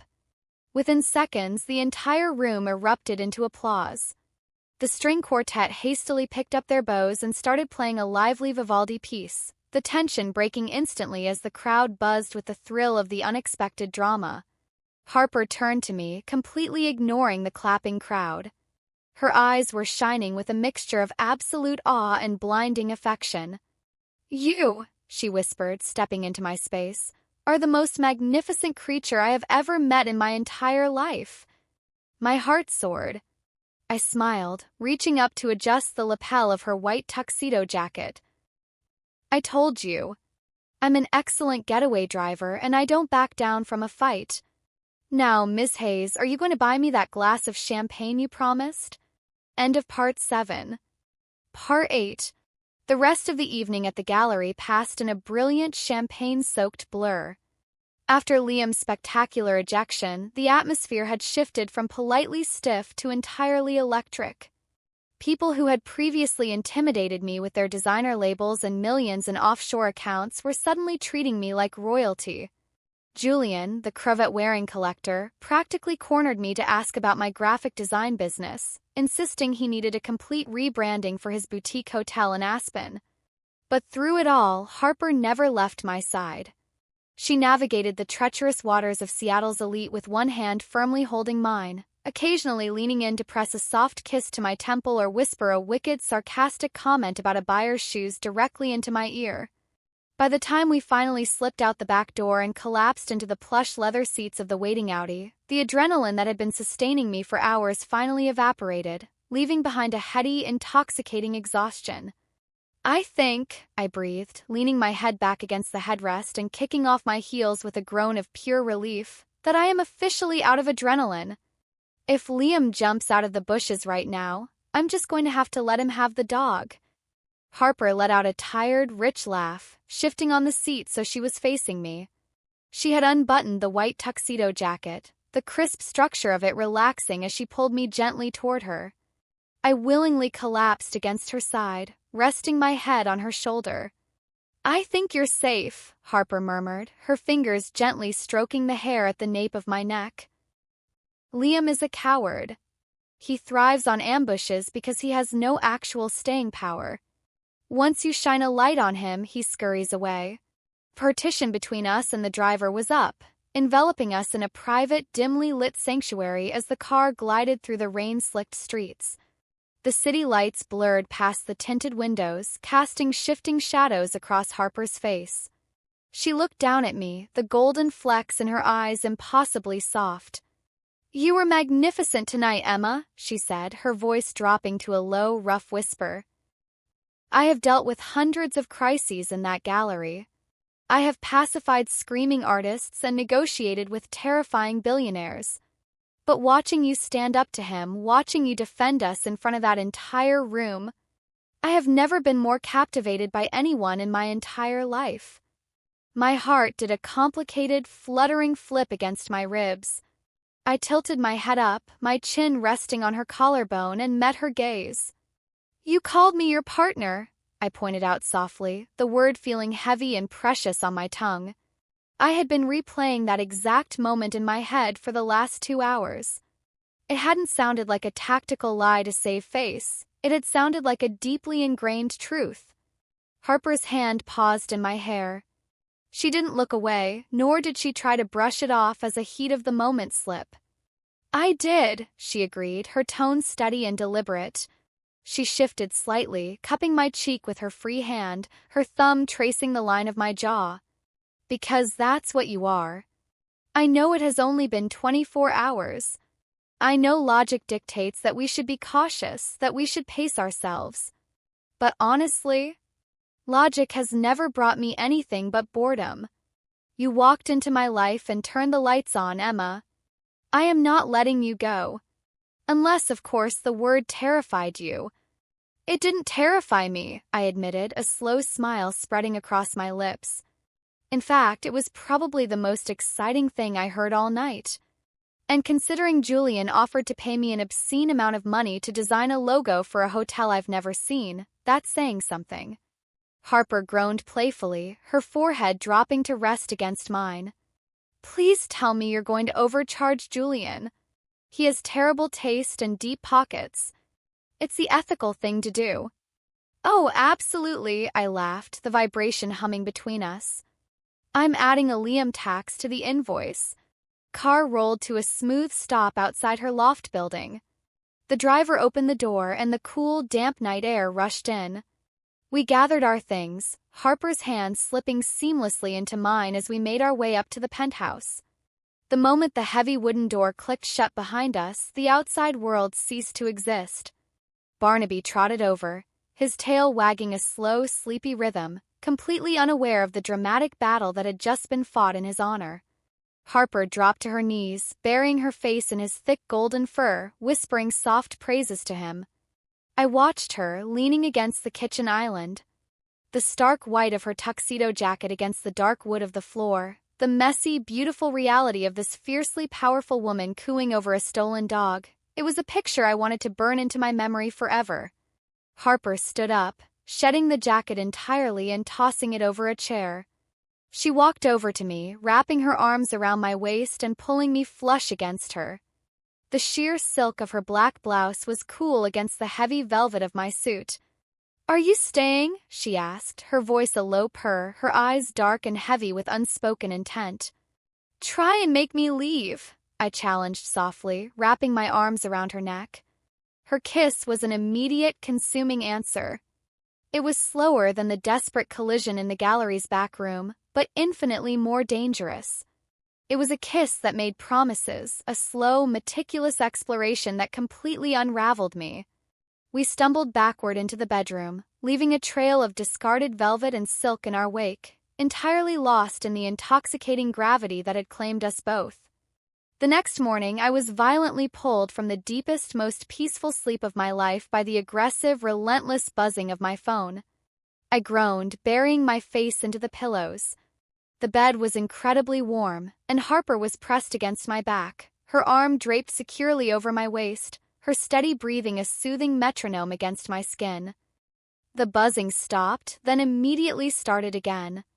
If that is Liam, Harper mumbled, her voice thick and raspy with sleep, pressing a warm kiss against my bare shoulder, I am going to buy the company that hosts his app and delete it from the internet. I laughed softly, disentangling myself from her grip just enough to reach the nightstand.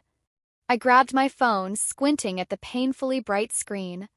Incoming call, Olivia, emergency.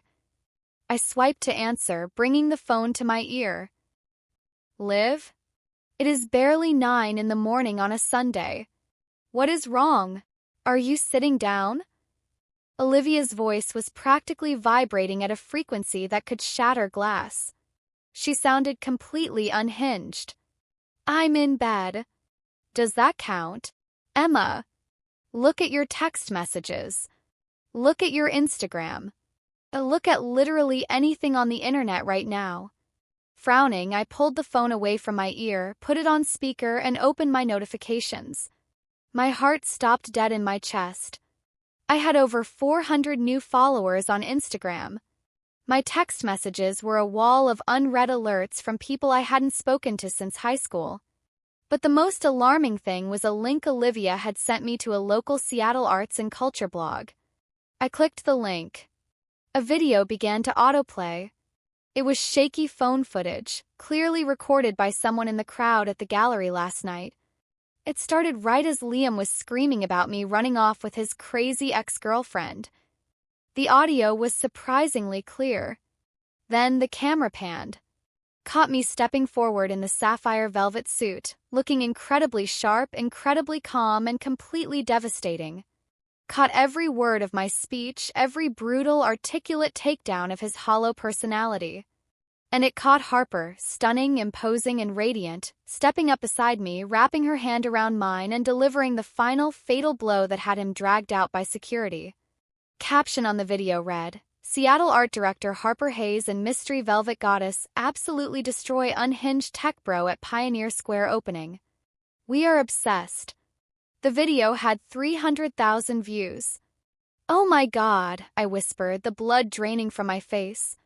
Harper propped herself up on her elbow, blinking the sleep from her eyes. She looked at the screen of my phone, watching the video loop back to the beginning.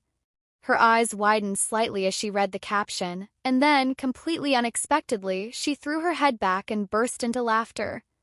"It's not funny." I panicked, my hands flying to my face. "Harper, I'm viral. I'm a mystery velvet goddess. Julian tagged my business account in the comments. People are going to see this." "Good," Harper said, still laughing, reaching out to pull my hands away from my face. She looked entirely unbothered, her eyes shining with absolute delight. "Let them see it. Emma, are you still there?" Olivia's voice shrieked from the speakerphone. "You are literally a local legend. Someone in the comments asked if you two were adopting adults because they want you to be their parents. You have to monetize this." "I will call you back, Liv," I said, hastily ending the call before she could suggest I start selling branded merchandise.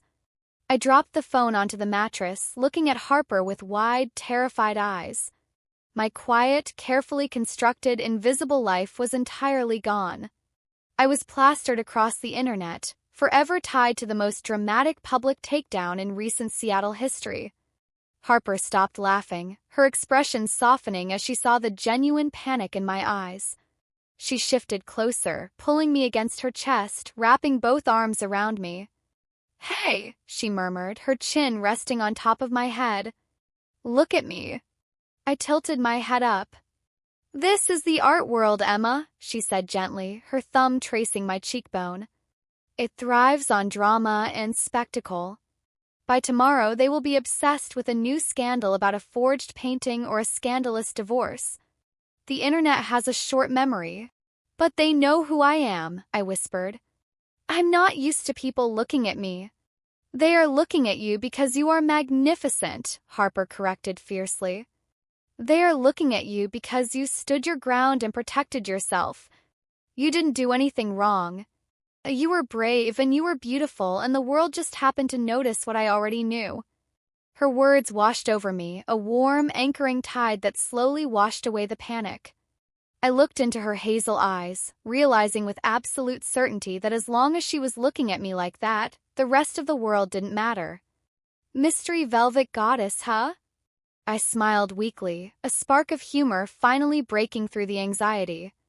"They got that part absolutely right," Harper smirked, leaning down to capture my lips in a slow, sweet morning kiss. "Now, put your phone on Do Not Disturb. The internet can wait. Barnaby needs a walk, and I need to show you how to make a proper Sunday breakfast." I closed my eyes, melting into her touch, completely surrendering to the brilliant, chaotic, entirely perfect new reality of my life. End of Part 8. Part 9. By Monday morning, the internet had done exactly what Harper predicted, though not quite in the way either of us expected. The viral video of our gallery takedown hadn't faded into obscurity, it had mutated. Someone on TikTok had taken the audio of my speech, set it to a heavy, slow reverb bass line, and turned it into a trending sound about recognizing your worth. By 10 a.m., my small, quiet graphic design business email account had crashed. I was sitting cross-legged on my futon, staring at my laptop screen in absolute disbelief. Beside me, Olivia was furiously typing on her own phone, having effectively appointed herself as my entirely unqualified but highly enthusiastic talent manager. "Okay, scratch the local coffee shops," Olivia announced, not looking up from her screen. "We are going global. I just got an inquiry from a sustainable skincare brand based in London. They want the Velvet Goddess to design their entire 2027 packaging line. Oh, and Julian's assistant emailed. He wants you at his downtown office at 2 o'clock today to discuss the Aspen Hotel rebrand." I buried my face in my hands, a breathless, overwhelmed laugh escaping my lips. "Liv, I'm a one-woman operation. I work in pajamas. I can't design an entire hotel brand in a week." "Yes, you can," a smooth, commanding voice said from the doorway. I looked up. Harper was leaning against the frame of my apartment door, looking effortlessly devastating in a charcoal gray tailored suit, holding two massive iced coffees and a bakery box that smelled like fresh croissants. Barnaby trotted in past her legs, making a beeline for my rug and collapsing onto it with a happy sigh. "I have a spare key, I hope you don't mind," Harper smiled, walking into the tiny living room and handing me a coffee. She leaned down, pressing a soft, lingering kiss to my lips that made my morning anxiety instantly evaporate. "And Olivia is right. You have the talent, Emma. You just needed the stage. And right now you have the biggest stage in the city. Take the meeting with Julian." "Julian is intimidating," I admitted, taking a sip of the coffee. "He buys abstract art just to match his throw pillows." "Which means he has more money than sense," Harper countered, sitting next to me on the futon, her thigh pressing warmly against mine. "And he respects authority. When you walk into that boardroom, you are not Emma the freelancer. You are Emma the designer who completely humiliated a tech bro in front of 300 socialites without breaking a sweat. You own that room." Her absolute, unwavering belief in me was a physical weight, anchoring me, making me feel invincible. 3 hours later, I was stepping off the elevator onto the top floor of the towering glass skyscraper that housed Julian's real estate empire. I wasn't wearing velvet this time, but I had channeled Harper's energy. I wore high-waisted, tailored black trousers, a crisp emerald silk blouse, and the sharpest pair of heels I owned. Harper hadn't come with me. "This is your empire, gorgeous," she had told me before kissing me outside the building. "Go build it." Julian's assistant ushered me into a massive, glass-walled conference room. Julian was sitting at the head of a long mahogany table, flanked by 3 executives in stiff gray suits. "Emma!" Julian beamed, standing up and spreading his arms. "The woman of the hour. Please sit. I assume you've brought your portfolio?" "I brought something better," I said smoothly, taking the seat opposite him. I didn't open my laptop. I didn't scramble to hand out business cards. I simply folded my hands on the polished wood and met his gaze with absolute confidence. "I brought a concept. Spin is saturated with rustic log cabin cliches. You don't want a hotel, Julian. You want an enclave. You want high-altitude luxury. Sleek, minimalist, completely exclusive." For the next 45 minutes, I didn't just present a brand, I commanded the room. I laid out a vision of deep slate, glacial blues, and sharp geometric typography. The 3 executives, who had initially looked at me with thinly veiled skepticism, were taking furious notes. Julian was practically vibrating with excitement. "It's brilliant," Julian declared, leaning back in his leather chair. "It's exactly what I didn't know I wanted." "What are your rates?" I thought of Liam. I thought of every time I had undercharged a client because I didn't want to seem difficult. I thought of the way Harper looked at me when I defended myself. I quoted a number that was exactly 4 times my usual rate. The executives flinched. Julian didn't even blink. "Done. My legal team will send the contract over by 5. I want preliminary sketches by the end of the month." When I walked out of that skyscraper and stepped onto the busy Seattle pavement, my heart was hammering a triumphant, violent rhythm against my ribs. I had done it. I had fundamentally changed the trajectory of my career in less than an hour. I pulled out my phone, immediately dialing Harper. She picked up on the first ring. "Tell me you ruined him," her voice purred through the speaker, low and incredibly proud. "I ruined him," I laughed, the adrenaline making my hands shake slightly. "Harper, he didn't even negotiate." I quoted a ridiculous number and he just said yes. "Because you are worth every single penny," she replied softly. "I am so incredibly proud of you. Come to the gallery.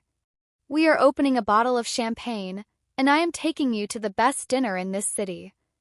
I practically floated the 6 blocks to the gallery in Pioneer Square.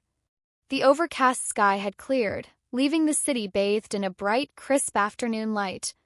I pushed through the heavy glass doors, waving to Leo, the assistant, who gave me an enthusiastic thumbs up from the front desk. I walked straight toward the back room, pushing the heavy, soundproof door open. Harper was standing at her massive oak desk, but she wasn't smiling. The celebratory energy I had brought into the room vanished the second I saw her posture. She was standing rigidly, her hands braced on the edge of the wood, staring down at a thick stack of legal documents. "Harper?" I asked, my smile faltering. I closed the door behind me. "What's wrong? Did something happen with the gallery?" She looked up. Her jaw was clenched so tightly I thought her teeth might shatter. Her hazel eyes, which had been so warm and soft that morning, were entirely black with fury. "It's not the gallery," she said, her voice dropping to a terrifying, deadly whisper. She picked up the top sheet of paper and held it out to me. "It was delivered by a courier 10 minutes ago." I walked over, taking the heavy, cream-colored paper. My stomach plummeted to the floor as I read the bold, stark heading at the top of the page. "Cease and desist / notice of pending litigation." I skimmed the legal jargon, my blood running cold. It was addressed to me, alleging the theft of intellectual property, breach of verbal non-disclosure, and severe defamation of character resulting in loss of capital. "It's Liam," I breathed, my hands beginning to tremble. "He's suing me." Harper walked around the desk, closing the distance between us. She gently took the paper out of my hands and tossed it onto the desk. "He's claiming," Harper said, her tone dripping with venom, "that during your date he pitched you the proprietary algorithm for his air quality app and that you stole it. Furthermore, he's claiming that your public outburst at the gallery defamed his character so severely that 2 of his angel investors pulled their funding this morning." "I didn't steal anything." I panicked, the high of my successful meeting completely destroyed. "I don't even know how an algorithm works. Harper, I can't afford a lawsuit. A legal battle will bankrupt me. The contract with Julian hasn't even been signed yet." Harper gripped my shoulders, her touch firm, grounding, and fiercely protective. "Emma, stop," she commanded softly, forcing me to look into her eyes. "Take a breath." I inhaled a shaky breath, the scent of her vanilla and cedarwood perfume anchoring me slightly. "He is a desperate, cornered rat," Harper continued, her eyes locking onto mine with absolute, unwavering intensity. "He lost his dog. He lost his pride. He lost his funding because his investors saw a viral video of him acting like a drunken lunatic, not because of anything you said. This lawsuit is entirely frivolous. He has 0 proof, 0 legal standing, and he is banking entirely on the hope that you will be too intimidated to fight back." "But what if he drags it out?" I whispered, my voice thick with anxiety. "What if he ruins my reputation right when it's starting?" A slow, terrifying, entirely predatory smile spread across Harper's face. It was the smile of a woman who had spent years mastering the vicious, cutthroat politics of the elite art world. "He made a critical error, Emma," Harper murmured, stepping closer, her hands sliding from my shoulders to cup my face. "He attacked what is mine." The possessiveness in her voice sent a violent shiver down my spine, completely overriding the fear. "He thought you were an easy target," Harper continued, her thumbs gently brushing against my cheekbones. "He thought you were alone. He didn't realize that by sending this letter, he just invited me into the ring." "What are you going to do?" I asked, my pulse racing for a completely different reason now. Harper dropped her hands, turning back to the desk and picking up her phone. She dialed a number, putting it on speaker and tossing the phone onto the oak surface. "I am going to introduce him to my grandfather's estate lawyer," Harper said smoothly, leaning against the desk and crossing her arms. "And then I'm going to legally dismantle his entire life." The phone rang twice before a sharp, professional voice answered. "Ms. Hayes." "To what do I owe the pleasure?" "Arthur," Harper said, her voice shifting back to the commanding, impenetrable art director. "I need a favor. I have a nuisance named Liam attempting to file a frivolous intellectual property lawsuit against my partner. I need you to bury him in countersuits. Defamation, emotional distress, harassment, and whatever else you can legally justify. I want him drowning in legal fees by Tuesday morning. There was a low chuckle on the other end of the line. Consider it done, Harper. Send me the documents. She hung up the phone. The room was silent again, the heavy weight of the threat entirely neutralized. Harper turned back to me, the sharp edges of her demeanor softening the second she looked at me. She stepped into my space, wrapping her arms around my waist and pulling me flush against her. Now, she whispered, her gaze dropping to my lips. Where were we? Ah, yes. You were just telling me how you completely dominated a boardroom, and I was just about to tell you how incredibly attractive that is. I let out a breathless laugh, wrapping my arms around her neck, the last lingering trace of fear completely vanishing. Liam had tried to ruin the best day of my career, but all he had really done was prove exactly how far Harper Hayes was willing to go to protect me. You're terrifying, I murmured, leaning in until my lips were barely brushing against hers. And I have never been more in love with anyone in my entire life. Harper froze, her breath hitching against my mouth. Confession had slipped out, completely unplanned but hanging in the air with the weight of an absolute truth. She looked at me, the golden flecks in her eyes shining with a sudden, overwhelming emotion. Good, she breathed, right before she closed the distance and kissed me with a fierce, possessive desperation that promised she was never ever letting me go. End of Part 9. Part 10. Exactly 1 year later, I found myself sitting in a sleek, sunlit office in downtown Seattle, staring out at the rain-washed skyline. The words Emma Hayes Design were elegantly frosted onto the heavy glass door of my studio. Yes, Hayes. Though legally I hadn't changed my name yet, the brand identity had practically built itself. I leaned back in my ergonomic leather chair, taking a slow sip of an oat milk flat white. The chaotic, terrified girl who had sat in that overpriced restaurant, silently praying for a fake family emergency to escape a man talking about air quality, felt like a distant memory. She felt like someone I had read about in a book a long time ago. Okay, the Aspen files are officially finalized and sent to Julian's team, Olivia announced, bursting through the frosted glass door without knocking. She dropped a thick stack of fabric swatches onto my desk, her eyes bright with manic, highly caffeinated energy. And the London skincare brand wants to fly us out next month for the European launch. First class. Emma, I am absolutely thriving as your director of operations. You mean you're thriving as the person who gets to aggressively negotiate my contracts and drink free champagne on international flights? I corrected with a laugh, organizing the swatches. Semantics, Olivia waved a hand dismissively, collapsing onto the velvet sofa in the corner of my office. But seriously, look at this place. Look at you. If you told me a year ago that setting you up with the human equivalent of a wet sock would lead to all of this, I would have charged you a matchmaking fee. You did indirectly introduce me to my future, I smiled, my eyes drifting to the framed photograph on my desk. It was a candid shot from a few months ago, Harper, laughing openly, her hair windswept, with Barnaby's massive golden head resting on her lap. The aftermath of that explosive gallery opening had been nothing short of cinematic. True to her word, Harper had unleashed Arthur, her grandfather's terrifyingly efficient estate lawyer, on Liam. The frivolous lawsuit he had threatened me with was completely obliterated before it ever reached a judge. Arthur had hit Liam with so many countersuits for harassment, defamation, and emotional distress that Liam's remaining angel investors completely abandoned him. The last we heard, Liam had quietly moved back to his parents' house in Ohio, his revolutionary app completely bankrupt, the domain name ironically purchased by a satirical climate change blog. I hadn't thought about him in months. Speaking of your future, Olivia said, pointing a manicured finger at me. Isn't tonight the big anniversary? 1 year since the great Fleetwood Mac heist.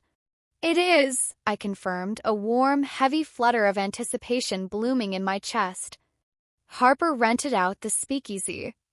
The one she took me to after we escaped the restaurant. Just the two of us. God, you two are so obnoxiously cinematic, Olivia groaned, though she was smiling. Go. Get out of here. You have an empire to run tomorrow, but tonight you need to go be a velvet goddess. I didn't need to be told twice. I packed up my laptop, grabbed my trench coat, and walked out into the crisp Seattle evening. Instead of heading straight to the speakeasy, my feet carried me instinctively toward Pioneer Square. I pushed through the heavy glass doors of the gallery. The main floor was quiet, between exhibitions, the stark white walls waiting for the next brilliant installation. But the lights in the back room were on. I opened the soundproof door quietly. The familiar smell of oil paint, raw canvas, and old wood instantly grounded me. Harper was standing in the center of the room, wearing a pair of paint-splattered vintage jeans and a white tank top, her dark hair pulled up into a messy knot. She was staring intently at a massive, half-finished canvas, a paintbrush resting casually between her lips as she evaluated the colors. I leaned against the doorframe, completely content to just watch her. Even after a year of waking up next to her, of living in the beautiful, curated sanctuary of her loft, the sight of her still had the power to make my breath catch in my throat. The intimidating, razor-sharp art director she presented to the world was magnificent, but this Harper, the raw, creative, unguarded woman in the back room, was entirely mine. As if sensing the shift in the air, Harper turned her head. The paintbrush slipped from her lips, a slow, devastatingly beautiful smile spreading across her face. The golden flecks in her hazel eyes burned with the exact same fierce, captivating intensity as the very first night we met. "You're early," she murmured, wiping a smudge of cerulean blue paint from her fingers with a rag before walking toward me. "I couldn't wait," I admitted, stepping into her space and wrapping my arms loosely around her waist. The ambient heat of her body, the faint scent of vanilla and cedarwood mixed with turpentine, felt exactly like home. "And you're painting." "I am," she agreed, her hands coming up to rest on my shoulders, her thumbs gently tracing my collarbones. I was feeling inspired. "It's a dangerous thing, Emma Hayes, keeping you around.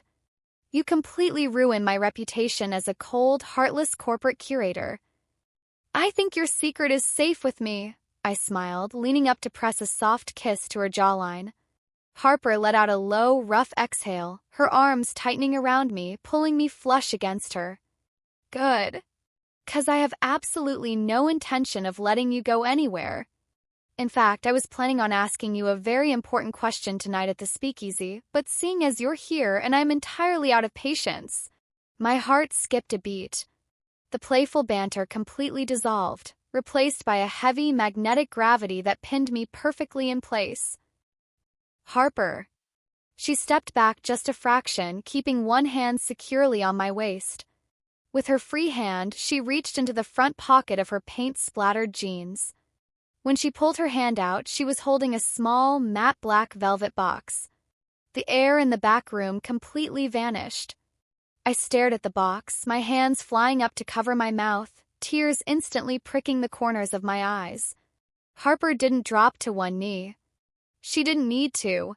She stood right in front of me, looking at me with a fierce, absolute certainty that completely eclipsed anything I had ever known. She flicked the box open with her thumb. Inside, resting on the dark velvet, was a stunning vintage gold ring set with a deep sapphire, the exact color of the suit she had bought me a year ago. It was unique, sharp, and breathtakingly beautiful.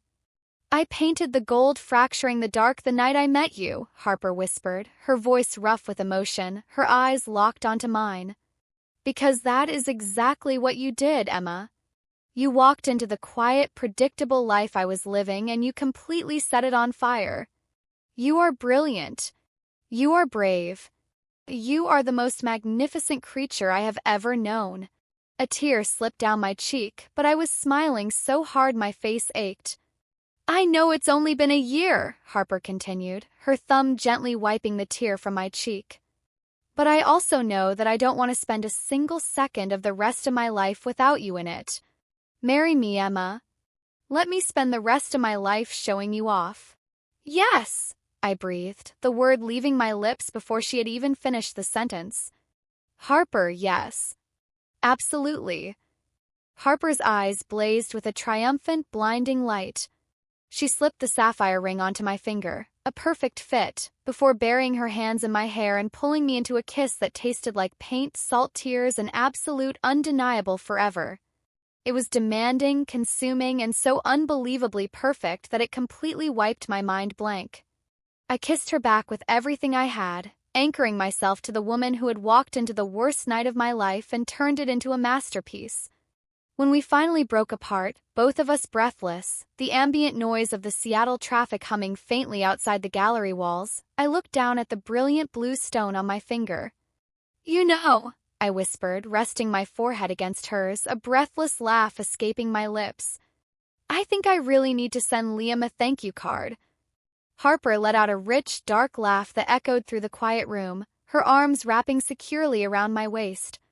"Don't you dare," she smirked, pressing a final lingering kiss to the corner of my mouth. "He doesn't get to take credit for my masterpiece. Now come on, future Mrs. Hayes.